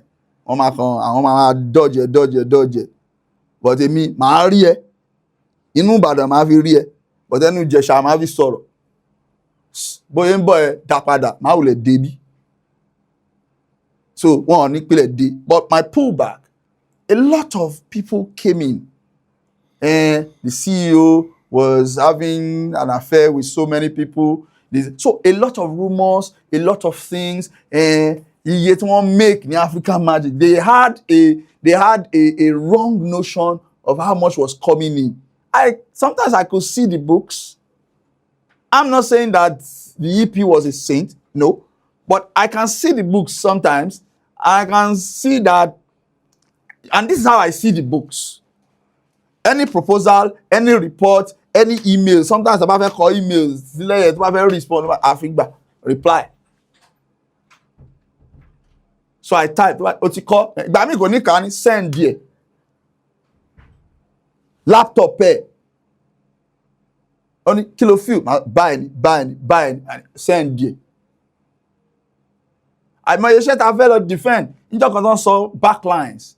Do you know backlines? Let me down backlines. Yes, it's an instrument, music behind the event. So you have a band on standby, and they are providing soft music to usher the event. It's like a program bed on radio. Oh, actually, this your albino is a very so be more talking everywhere. So I don't tell. Mo wọ́n mọ́tò wèrè ọlọ́run kò tẹ̀lé mi lọ́jọ́ yìí mi ò mọ backline bá ṣe ń compliment ara wa nìyẹn so èmi mọ̀ wípé sometimes lẹ́yẹ ti fowó ara ẹ̀ ṣiṣẹ́ yìí lọ owó yẹn gan ò wọlé because a máa gba àwọn iṣẹ́ míì owó yẹn gan ò tí ì wọlé. When we were filming Borokini, we started on the day we did the first action of Borokini. The organization only had 1 million naira, and it was a 70 million naira project. About 6 months, yes. 120 episodes takes 6 months to shoot. 240 episodes takes 1 year to shoot, to film. Daily. That's why nígbà kan tó bá wà lÉkòó, ó lọ wo wa, àfihàn owó 1 week ló kù ó, lọ s'Ékòó. So tó bá pè padà ní 12:30 or 1, ṣé ìbò ni ẹ shoot today? Most of the time, I will reset. So only lost reset one problem. So on ìbò lẹ shoot day, and àwọn tí shoot ní 1:30. Kí ló ṣẹlẹ̀? Costumier àgbàgbé continuity costume sí hotel one. Ẹ lọ gbé phone fún costumier. Gbé phone costumier. Hello, ṣé costumier mo bá sọ̀rọ̀ yẹn? Àǹtí costumier ṣẹ́yìn gangan nìyẹn. Kì í ṣọmọṣẹ́ yẹn. Ṣé ẹ fẹ́ pasán? ṣé kìí ṣe pé ẹ kàn fẹ́ máa rìn títì ẹ kàn fẹ́ kí trailer yà kó gbá yín kẹ́kọ̀ọ́ kú dànù. Sir, what's the yes sir? Buy it one of these shoot. At the point tó sọ fún pé ìyàwó òun sọ pé pé ti pọ̀ jù I'm disappointed yóò aláyé bẹ́ẹ̀ kò gbé disappointment yẹ kò gbé sókè dáadáa. I'm running my life on this street and these people are not filming at 1:30 tẹ́lẹ̀ ti yá bí sí márùn-ún mẹ́fà tó máa bẹ̀rẹ̀ sí shoot ní 8 o'clock even tó bẹ̀rẹ̀ sí shoot ní 9 by 1:30 tẹ́lẹ̀ ti yá sí márùn-ún mẹ́fà television ni na kẹ́kẹ́ film. So people came with so many complaints. It was frustrating. And of course, he is also not a saint. And because what oh not he goof. Everybody did goof. Yeah? Maybe if the three of us looked at the benefit that we had for each other, maybe Red would have still sustained itself. You know, but I know that at some point, Tunde exited and pulled back because of certain reasons. It is their story to tell. I pulled back because of certain reasons. And I tell the reasons today. But what will make the Red between 2016 to 2019? Go pay 1 million now. 1 million because we didn't start doing it for money. I said today, we didn't start doing it for money. We were doing it, but about make it, oh my day, everybody might make it. But so many things came in. At point kan wà nígbà tí a lọ ta fẹ́ yan àwọn aládùndé kan. I was not line producing, but I was consulting again. Mo lé deal Carlton Gate Hotel so that I'm a partner. Mo lé Fumi Fatobero, who was director of Carlton Gate at that time, for 5 months. If she's listening, she will know. I was calling her consistently for 5 months. Sometimes she will say, call me back. Sometimes she will say, one lovely evening, we were shooting the first role of the I Will Give campaign from Chestrad. After last scene, ni Fumi Fatobero pè mí pé, hello, Mr. Fagbure, I have been a very bad person. Can we see this evening at 5? This we wait. If once in local, so we went to see Fumi Fatobero at Carlton Gate. So we got the accommodation partnership. So what I did was, Jayekuti wanted to shoot Omolakeji. Ìgbà yẹn wọ́n ti wo presidential lounge wọn tó fi kọ́ additional hotels Carlton Gate ìdí àpẹ́sìn presidential lounge náà kọ́ sí ìgbà yẹn so duplex so gbogbo ilé Omolakeji yẹn it was the presidential lounge of Carlton Gate ìdí àpẹ́ so Jayekuti èèyàn wa ni bó ṣe ní àṣàlélú mo kàn róòlù ẹ̀ máa ń pín yẹn pé ara production wa ni so Jayekuti wá fi ya film lẹ́yìn kan òde yan yẹn ó kàn sọ pé kí ló dé tí Jayekuti mú ní mo rò pé èèyàn wà ní ó ní ṣé mo rí problem tá ní owó crown ó kò sọ sí níjọ́ yẹn out of pé a lè lose ẹ̀ so ó wá dùn mí mo lọ sọ́dọ̀ Jayekuti ni mo sọ̀rọ̀ yẹn mo ní ṣe torí pé mi lówó mo ní bọ̀ mo ń try now mo ní mo mọ́ṣẹ́ now fẹ́rẹ̀ mo lówó ní ṣọ́ máa sọ̀rọ̀ sí mi bẹ́ẹ̀. So Ben mo ti let it slip. But I don't make any money from here. Jayekuti ni run you. Because I work like Jack when we are doing Family First. Or mo ní malaria, me to rest. Jayekuti ló pè mí nínú Family First pé wo àfin tó bá kú, we will shoot this Family First without you. You pé wọ́n kàn máa kọ in loving memory of Afin who started this job as line producer and finished. Editor down ní ìbò ló fẹ́ kọ ẹ̀ sí pé kò sí space lórí screen. Oníṣògbọ́. Editor down Ṣẹ́gun Oyètòrò. Ìbò ló fẹ́ kọ sí pé kò sí space lórí screen náà. Ìbò ló fẹ́ kọ gbogbo space ìbò ló fẹ́ kọ sí. Oníṣòwò ti gbọ́. So Jayekuti lè ó place gbogbo kíní ẹ̀pọ̀ ó pé ó rò pé ó máa fún ọmọ we don't get paid. Lẹ́yìn ṣáà sọ fún mi pé ṣe Jayekuti ló máa bá parí ọ̀rọ̀ wa ní kankan as friends. Ló wá jẹ́ kí Jayekuti bá sọ pé look if it's something give to these guys. That's when he now began to give me 30,000 naira per month. 30,000 per month. I'm talking of 2016, 2017. And I didn't take it for more than 6 months. Mo save where so where for 6 months. By my best son only mini bashon, so I save where so where. Or for me 180 in bulk. Abi yes, 6,318. 180 in bulk. Nígbà tá ṣe Family First. Nígbà birthday mi July 13, ó bọ́ sórí set yẹn, ó fún mi ní 15,000.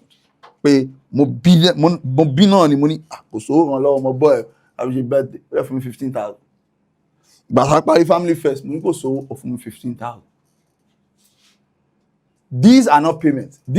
I think these are friendly gifts. And he has given me so many friendly gifts.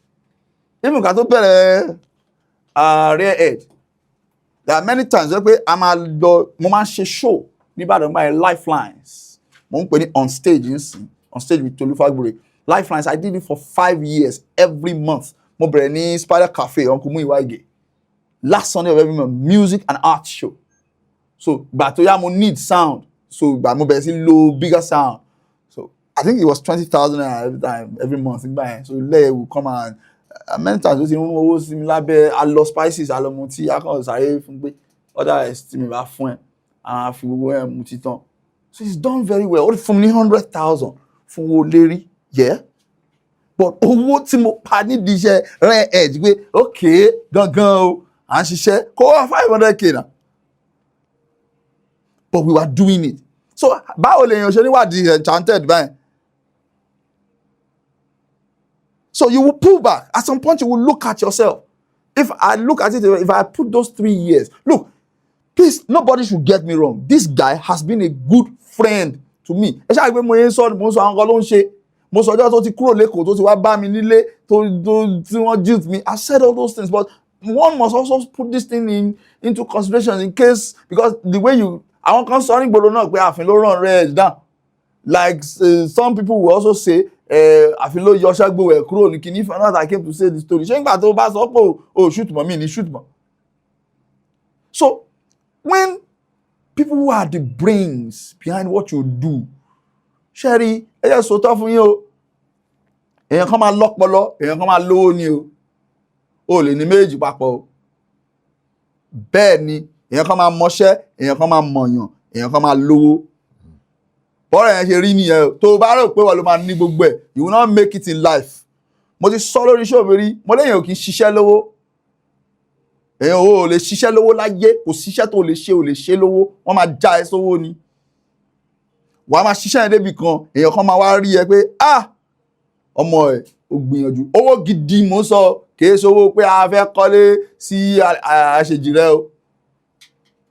Kìí ṣe owó pé a kàn fẹ́ ra Highlander o. Owó tó ra mọ́tò 300 million gangan wọ́n ó já ọ sí kì í ṣe pé ó ṣiṣẹ́ kan o. Ọlọ́run ó ràn aláàánú sí ọ lórí iṣẹ́ tó ń ṣe, because he says I will bless the work of your hand. Bó ṣiṣẹ́ ní jẹun náà ó rú pàkú. So kò ní bless, kò ní ṣe ìyanu fún èèyàn tí ò ṣiṣẹ́ o. But ibi tó bá ti ń ṣiṣẹ́ yẹn, bá ti ń ṣiṣẹ́ yẹn, Ọlọ́run á kàn yẹ kán já ẹ sí ni. Èèyàn ló dẹ̀ máa já ẹ sí. So èèyàn kan máa mọ̀yàn, èèyàn kan máa lówó, èèyàn kan máa mọṣẹ́. Uncle Yanjú nígbà tí wọ́n lọ sí BCUS, Uncle Yanjú mọṣẹ́ náà. Uncle Yomilayinka ni mọṣẹ́ náà. I heard it from reliable source. When Uncle told the Excellency, if I am going to go to the BCUS, I am going with Yomilayinka. And I saw why. He is going to run the politics, while the gentleman will run the operations at home, while he's chasing politics. Because someone has to chase the politics of the place. Yeah. So, you see, and look at what the synergy of both of them did at that time. So, in my own opinion, what took down to burn down, because it's not out, we will come back, I'm certain, one way or the other. The organization is going to come back. I'm sure the set man, the CEO, is just recuperating, just relearning. Me too, people like me, we are relearning. We are just looking at it so that when we do a comeback, either as Rare Edge or as in another way, if we do come back, we come back big. So I think these are the things. So people, what disenchanted ni. Àwọn èèyàn tó wà ńbí tó bá kùn sí yín létí every day. Mọ iye tí YouTube sọ fún, mọ iye tí kìíní kan, mọ iye advert ń gbà, èlò ló ń sọ fún wa. If they continue to frustrate you, like I come in now and say, Bob, yẹn ti jó, kìíní kan ti yọ, kìíní kan, you will do something else. Because you can do something else. Because now you carry the vision. Now you carry the talent. They are just supporting striker ni. They are just supporting striker.